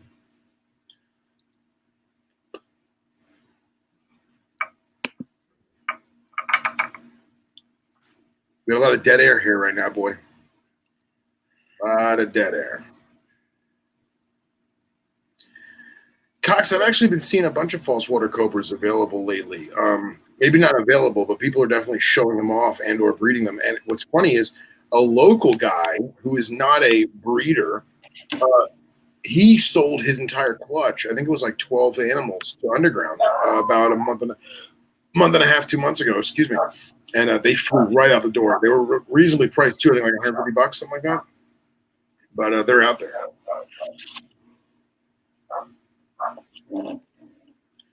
Wow, that's pretty cool. Sean White says that all of the pet shelters in New York City were on lockdown, so all the pets got adopted. That's pretty cool. Hopefully it actually sticks and the people hold on to them and they don't just surrender them after the lockdown. You know, I was talking to a couple of the pet shop people, and they're saying that people are actually buying up a lot of reptiles right now and setups and stuff just because they don't want to be alone, which is super sad because I hope that they wind up loving that animal and they keep that animal and they don't just get rid of it when the quarantine's over. I really hope, you know, but I'm optimistic about it.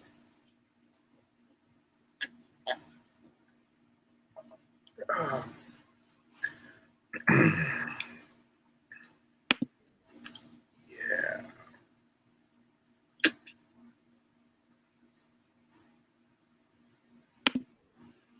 It's your turn to talk, Justin. What happened? It's your turn to talk. I'm here. All right.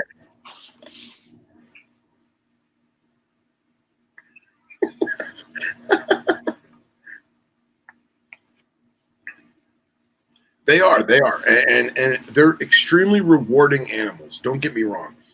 I had them for years, man. I love falsies. The biggest problem I have with them is that they're very, very smelly. And if you don't mind a messy ass colubra that's going to poop in its water dish every single day, and by water dish I mean water basin because they're semi-aquatic, then that's the snake for you. I mean, they get huge. They get 7 foot, maybe even bigger. And they do tame down really, really well. I only know one guy that ever got bit, and that was my late mentor. And he equated it to being bit by a large carpet python and pouring vinegar in the wound. He did not have any adverse side effects from the venom. From what I gather, it's primarily cytotoxic because they're such big amphibian eaters. And the symptoms I've heard is uncontrollable vomiting, abdominal cramps, fever, cold sweats, obviously pain and swelling at the bite site, and slight joint discomfort. But again, he didn't have any of that. And I mean, he was a pretty big guy. He was like a bodybuilder, even though he was old. But I never got bit by mine. The girl, I trusted the girl. She was super chill. My big male that was a psycho, he would have bit me. I never played with him, you know. I'm with Hen Dog. I missed it. What did he say? I like realsies. He likes realsies. Of course you do, Hen Dog. Mike Cobney doesn't discriminate. He's equal opportunity, just like me. Yeah. And the carpet that Sean White is speaking of is actually not even at my house. It's at our friend Chris's house. It was it's an F1 Diamond Jungle hybrid, and his name is Valentino, and he is probably 6.5, almost 7 foot. And his sole goal in life is to rip your face off. It's probably the meanest carpet I've ever worked with ever. It's horrible. I feel so bad. So speaking of Henry and his realsies, I wanted to put a selfless pitch out. Henry is going to be doing some extensive snake-eating snake, I don't want to say programs. No, what's the word I'm looking for? Projects. Henry's going to be doing a lot of snake-eating snake projects in the near future, and he has started to stockpile dead, frozen, of natural causes snakes. So if anyone watching or listening is looking to donate some of their deceased snakes, or if you have breeders that are colubrid, if you're a breeder of colubrids and you have babies with kinkbacks or babies with birth defects that are not going to survive or did not survive, and you can freeze them, we're looking to acquire them. So feel free to hit me up on Instagram if you want, or you can send stuff to Justin. I'm sure you can forward it along if need be. But yeah, Henry is looking for a lot of frozen snakes, all sizes, preferably smaller stuff, baby stuff, neonate stuff, like under 2 foot. What's up? No one send him a damn thing until I get that freaking article from him. Ooh. How about that, Apples Martinez? There you go. That's it. Hen Dog just got put on the spot. Martinez McBride. That just happened. Sorry. You get your feeders when I get my article. Oh, man. And this crew is going to hold you to that, bro. This crew is going to hold you to that. I actually was talking to Hen Dog the other day when we were at the farm when the cobra laid the eggs and stuff. And we were talking about people that we could contact to get photos, like real deal good photos.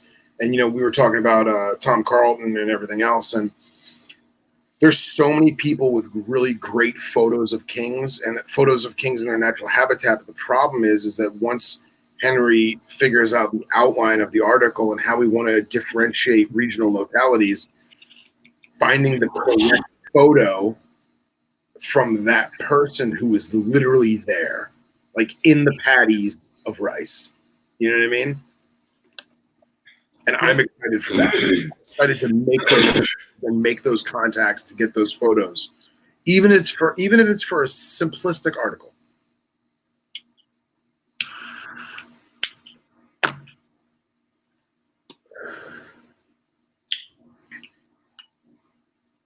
Yep. Shots fired, Mike. Literally. You're right, Cox. Yeah, but I'll be honest. I feel like Justin is the Don of, not Dom. He is the Don of our group. I almost feel like, at least of the herp friends that I have acquired in the past year, who I now talk to every day, if not every other day, on Instagram, text message, whatever. If it wasn't for Justin, I wouldn't know any of them. Flat out. I'll stab you in the neck with a pen. Fucking Lester. I love Scorsese gangster movies. The best. The best.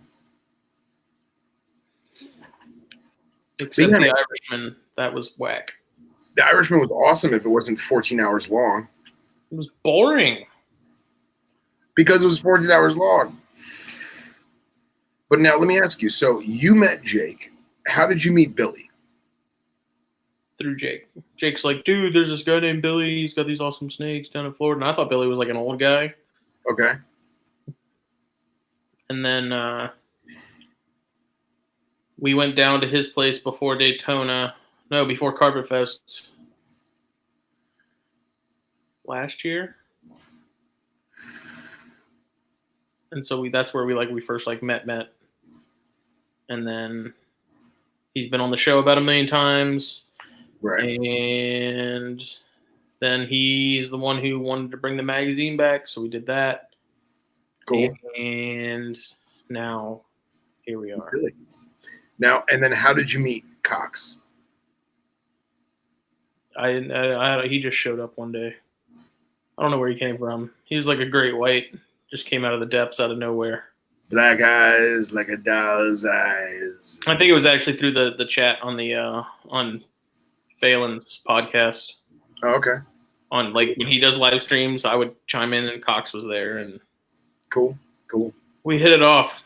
And then I saw his beard and I said that guy's a manimal, so Manimal. I got to be friends with him.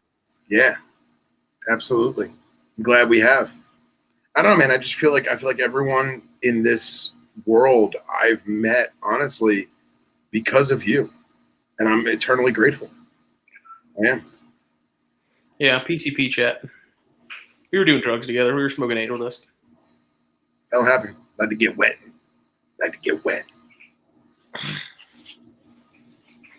Yep. We got ourselves a pretty good crew. Yeah. Goodfellas is one of my favorite movies. Every time that is on TV, I have to watch it. I'll go on Netflix and watch it. Line for line, we all know every single word, and it makes it great. It does. We used to have poker night at my work, and we would literally just run it in the background.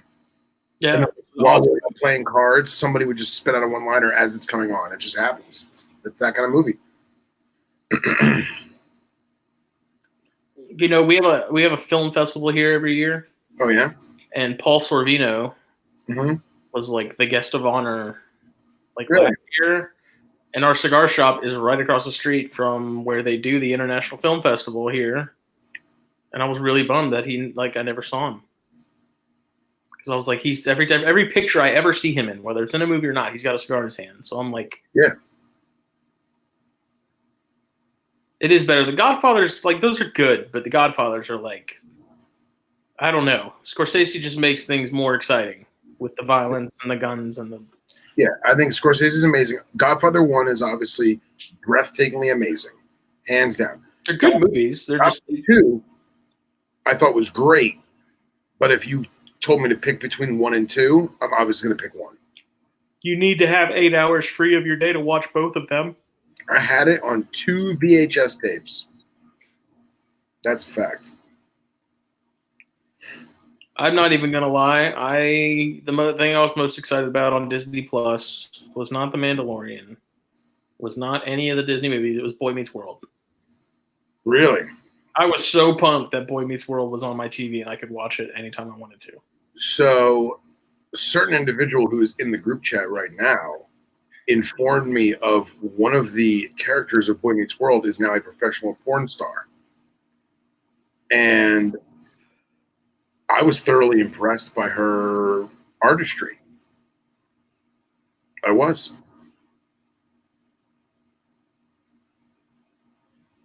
I'll just leave it at that.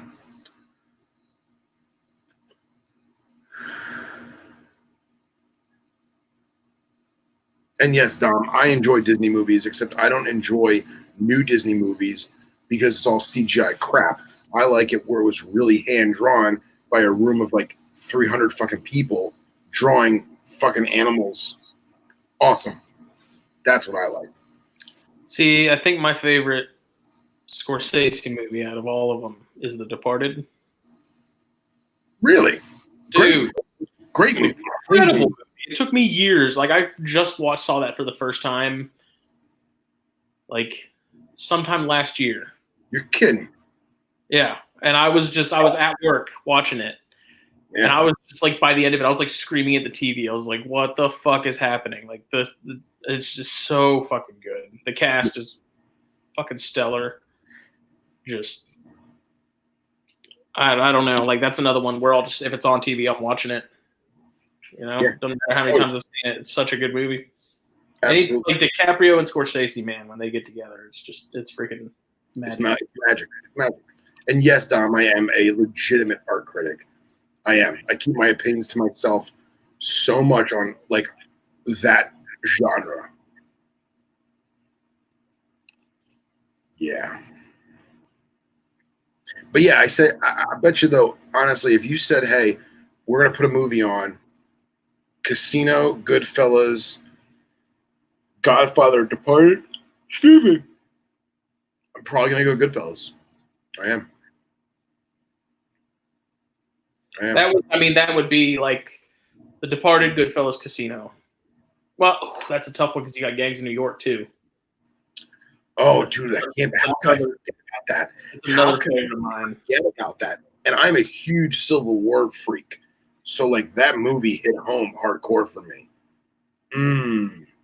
Man, Gangs of New York. Ooh.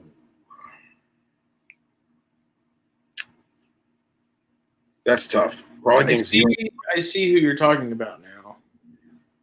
Oh, you did? You looked it up? Maybe because I'm older and she's older, I'm enjoying it more. But her modeling as an adult is phenomenal.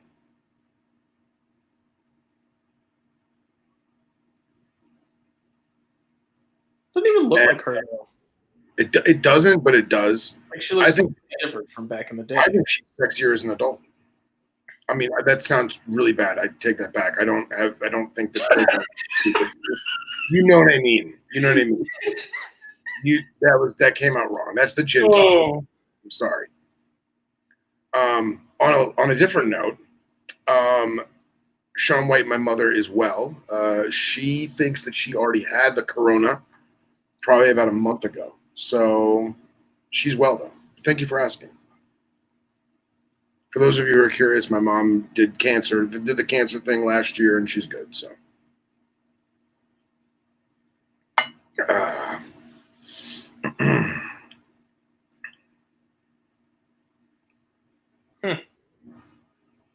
And Ryan Cox, if you're referring to the movie Heat, we discussed this last week and how I am a huge Michael Mann fan, and Heat is amazing. Yeah, I think they met it. You talked to James Lewis at Carpet Fest at all? I did, and I remember. Unless he might be meaning James Oakdale. I don't think you met Oakdale. I don't think I met that James. I met James Lewis though, and we really didn't bullshit. We were part of I think I talked about this last episode.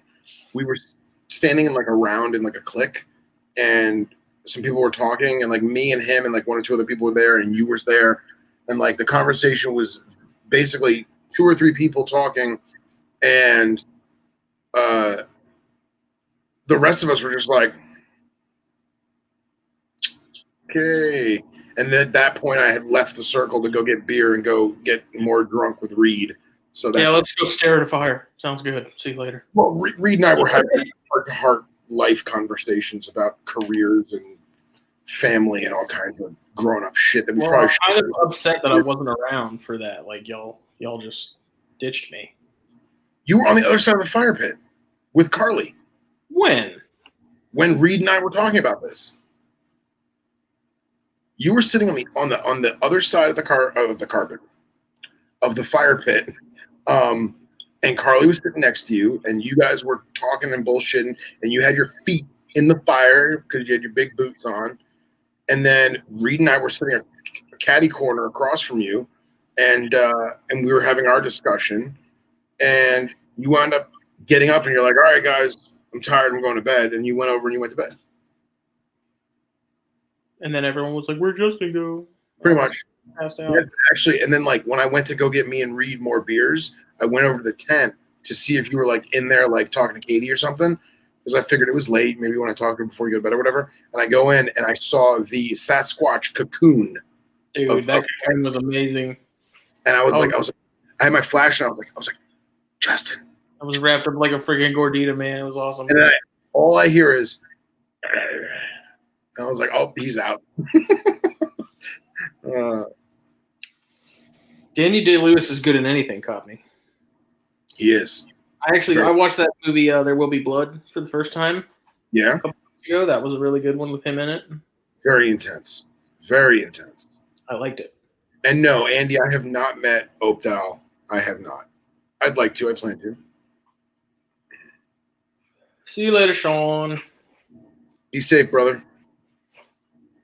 Keep fighting the good fight. Go capture some Talibans for me. Yep. Get them Al Qaeda. Al Qaeda.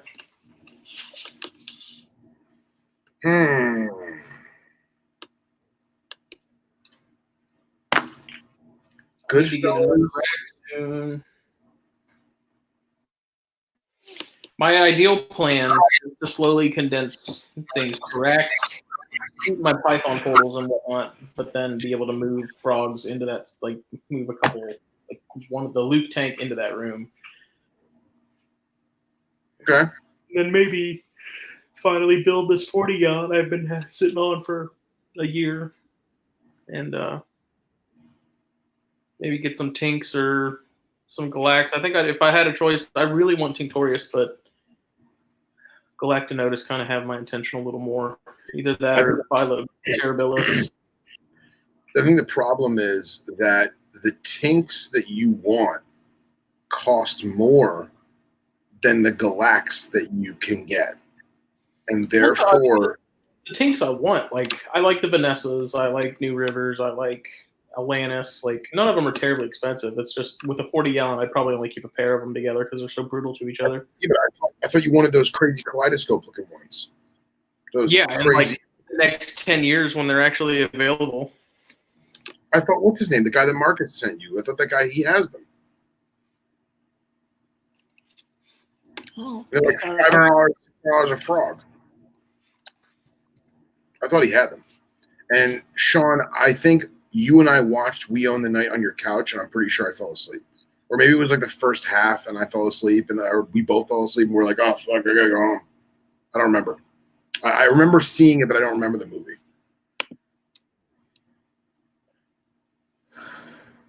And if he does have them, Justin, you need to throw that up on the split screen because the people need to see that shit. It literally looks like you had a white dart frog and then you just applied watercolors to it. That's literally what it looks like. It's freaking amazing. I don't remember. Is it a locality or is it a subspecies or what? It's a locality, yeah. It's a locality. Which pretty much all the tanks are going to be like a locality sort of deal.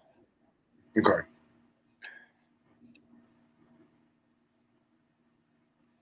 I don't think he has them though, because I'm not seeing them on his website right now.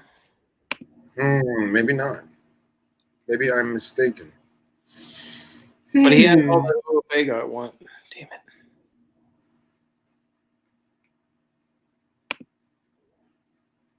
He actually his pair, like $200 for a pair of blue jeans isn't bad. Captives, right?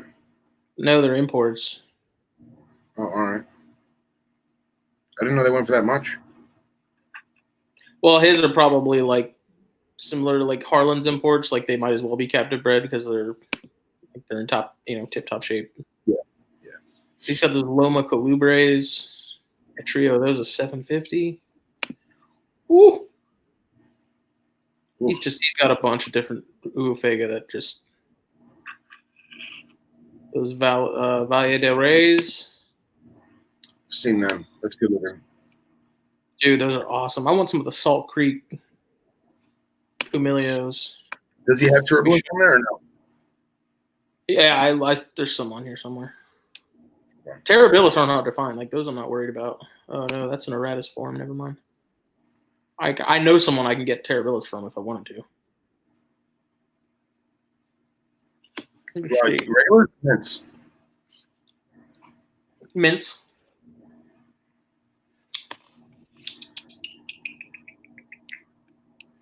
Uofega, Pumilio, Salt Creek.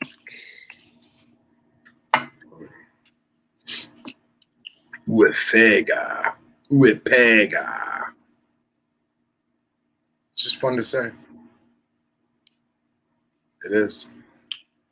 Bloop, bloop, bloop, bloop. So, Dom, how drunk are you, girl? Damn. They got like the white feet and the white bellies. Awesome. They're just cool. There's a lot of variation in those even. If that doesn't say, don't eat me, I don't know what does. Right? Right?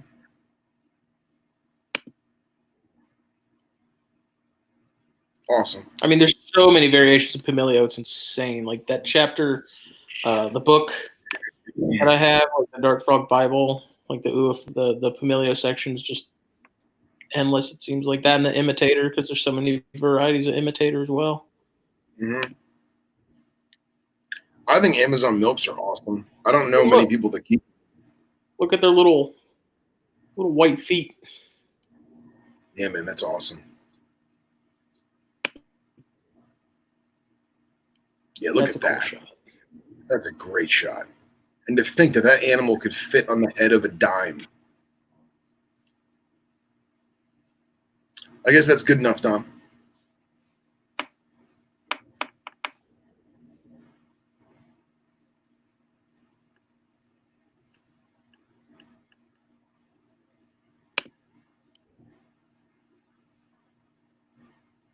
Almost tomato frog looking. I'm freaking dude. I don't. If someone said you have to get out of snakes and you can only keep darts, there's legitimately a part of me that's like, I'm kind of okay with that.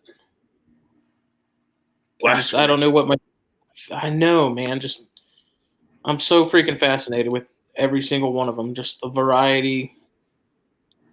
The social behavior. I hope I can get my hands on some of these soon. That's the Auratenia I was talking about last week. Yeah. And that's Phyllobates, right? Yeah. Yeah.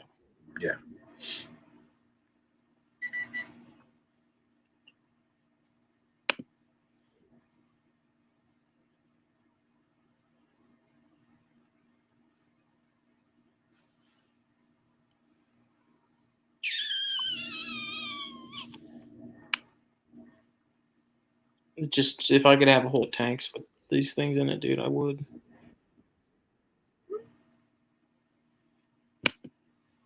I will drool.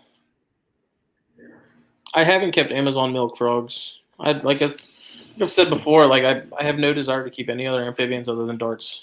Like none. If you can only keep dart frogs, dude. It's a shame they're not from the same area of the world because Justin would have them together. I'm not even going to answer that question, Andy.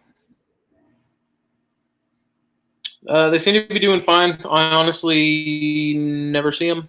I see them for like a half a second before they disappear into their foliage. Jungle. Otherwise, I'd post pictures of them all the time, but because I can never see them.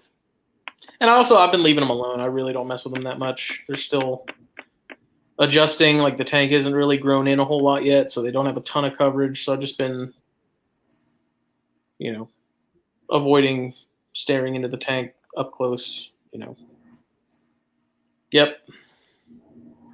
Yeah. Oh my God, the giant human's back! Run away!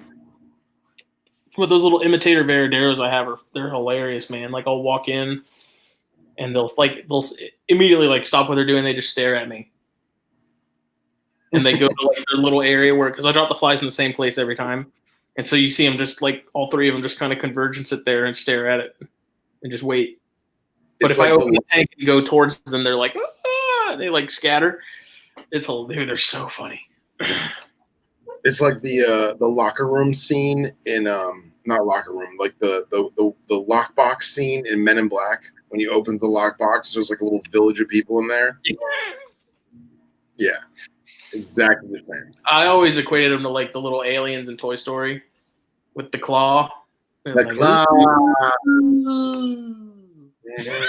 They hear the Lukes especially, like they'll hear me tap the container with the flies to get them all to the bottom. Yeah. And they'll like instantly start like hopping around and like looking and I oftentimes forget because I don't have that many lizards. Most of my stuff is snakes, and it's like the snakes know because they can smell the frozen thawed rats, but like the other stuff with ears, like they hear you coming, they hear me shaking the bag full of crickets. They just know. They know what time it is. And it's nice. I haven't had to worry about finding food for the squirps because we need to get our house sprayed. We found a couple of roaches lately wandering, and so I've just been grabbing them and throwing them in there and feeding the. Yeah, you don't worry about pets. No, because we don't have anything sprayed in the house, so we got to get something sprayed. But just been finding them, and I'm like, free meal. Nice. How bad do you guys get a lot of bugs in summertime coming from outside inside, like roaches and stuff? We've noticed more lately, and I think it's because it's been kind of warming up and stuff. But we got to get the house sprayed. We got to get somebody out here to spray the rooms and stuff and do their thing. Yeah. Yeah, I think it's crazy. People in South Florida, man, because there's so many different types of roaches down here. People get weirded out, and they're like, "Oh my God, I got cockroaches in my house!" And like they show me a picture of like this gigantic cockroach, and it's like the size of like a small discoid. And I'm like, "That's not a bad bug. Like he was outside and happened to come in your house. Like you're good." Yeah, people here call them palmetto bugs, like Mike is saying, and it's a freaking roach, man. Yeah. They call them palmetto bugs down here. Like, there was a giant palmetto bug. I'm like, no, it's not, because I've only seen like 4 actual palmetto bugs in my entire life. And like just recently, one of the kids from Underground, he's a huge bug. The guy with the jumping spiders we're going to do the article with. Him and I were up herping in Port St. Lucie, and we were hitting up some palmetto heads, and we found a palmetto head full of actual palmetto bugs. And dude, they're one of the coolest roaches ever. These were literally like a dark, rich burgundy color, and then we found some that were like almost violet purple. Super pretty. Like Orkin has an article on the difference. You said Orkin? Yeah. Oh, that's kind of cool. I mean, it's shitty that it's them, they're the ones killing them, but yeah.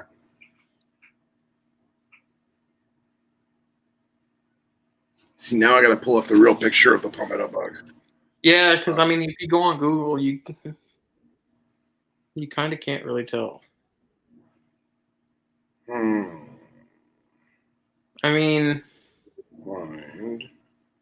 Like, I'm sure, regardless, there's still a species of roach, right? No, yeah, they are a species of roach. I can't remember the family that they're part of, but they're in the same family as roaches. Like they look like a female dubia, except really dark. Yeah, kind of. Yeah, I'll go like that. Yeah, they kind of look like female dubia, but really dark. I'm gonna text the kid that has them, because we caught like 10 or 15 of them. I think he kept like 2 or 3 pairs. Let me text him. Hey.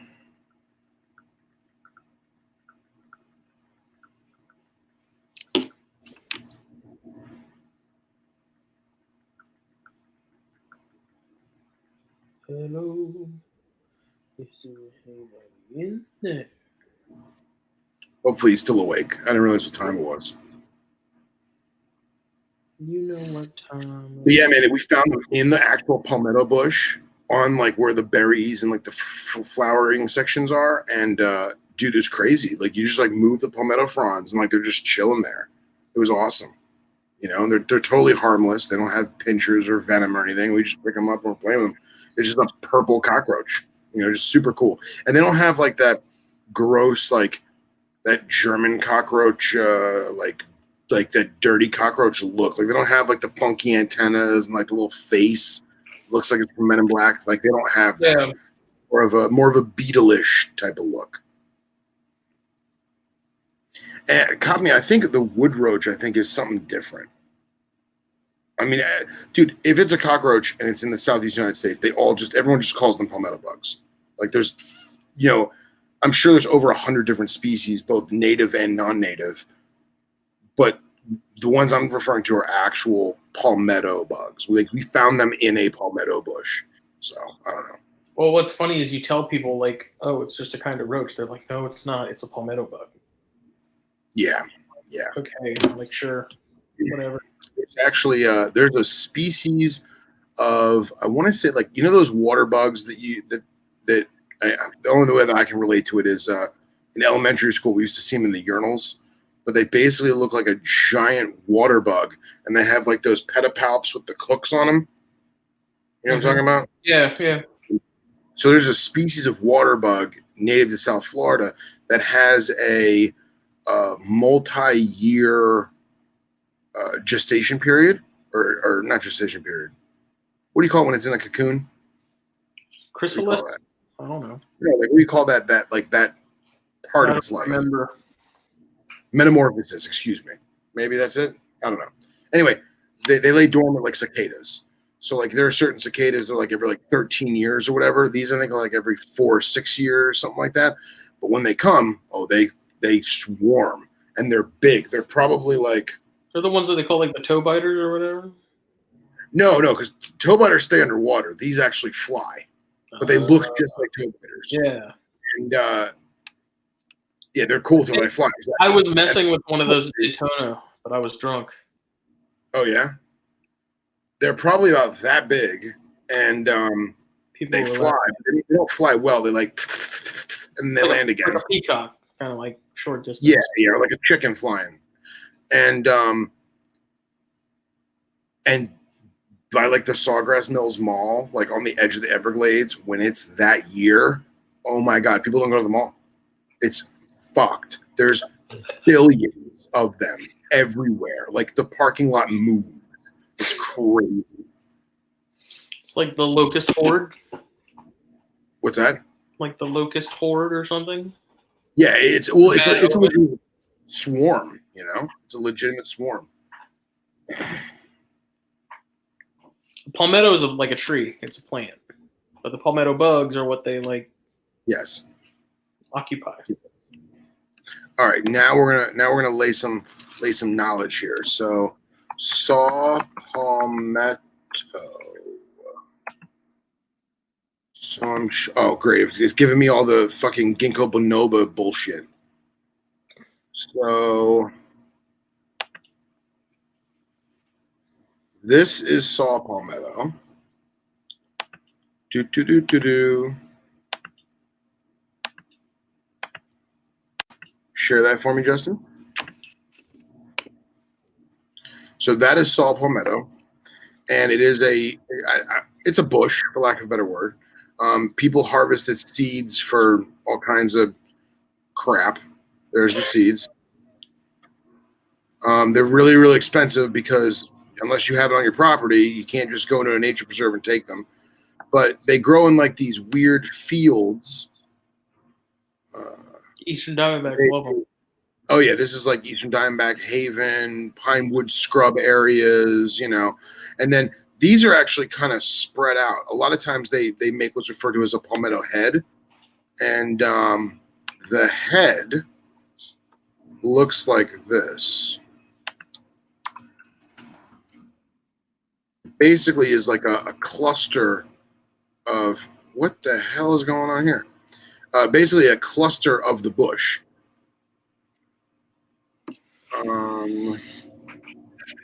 This is not helping me at all.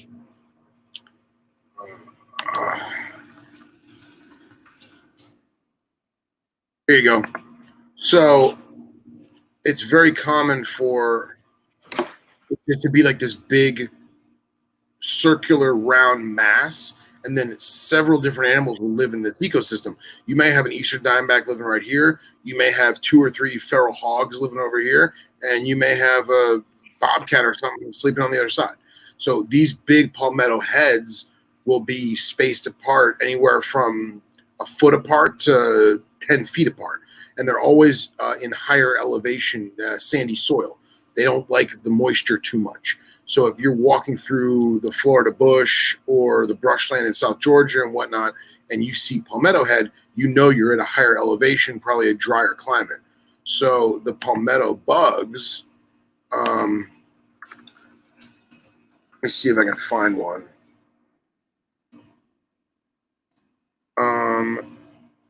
Actually, you know what? Copney might be right. That is very, very close to what it looks like. But not as, maybe not as roachy looking. But yeah, wood roaches. Yeah.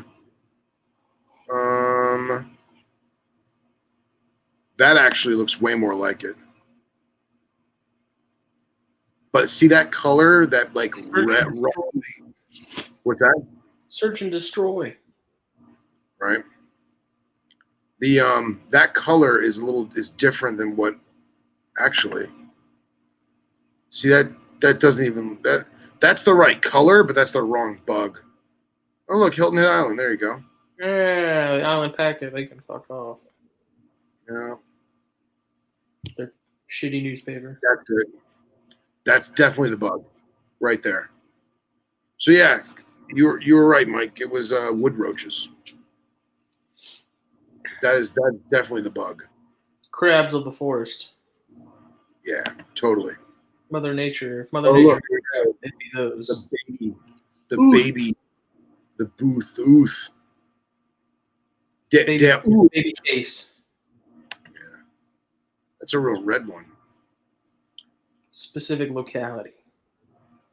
Yeah. Oh, look at that ooth. That's a black ooth. And we're done. Well, on that note. It's bedtime. It is. I'm been drinking quite a bit. Dom's been drinking quite a bit. And you need to go find your betrothed who has also been drinking quite a bit. Yep. Well, thank you for participating, everyone who's still with us. And until next time. Deuces. Later.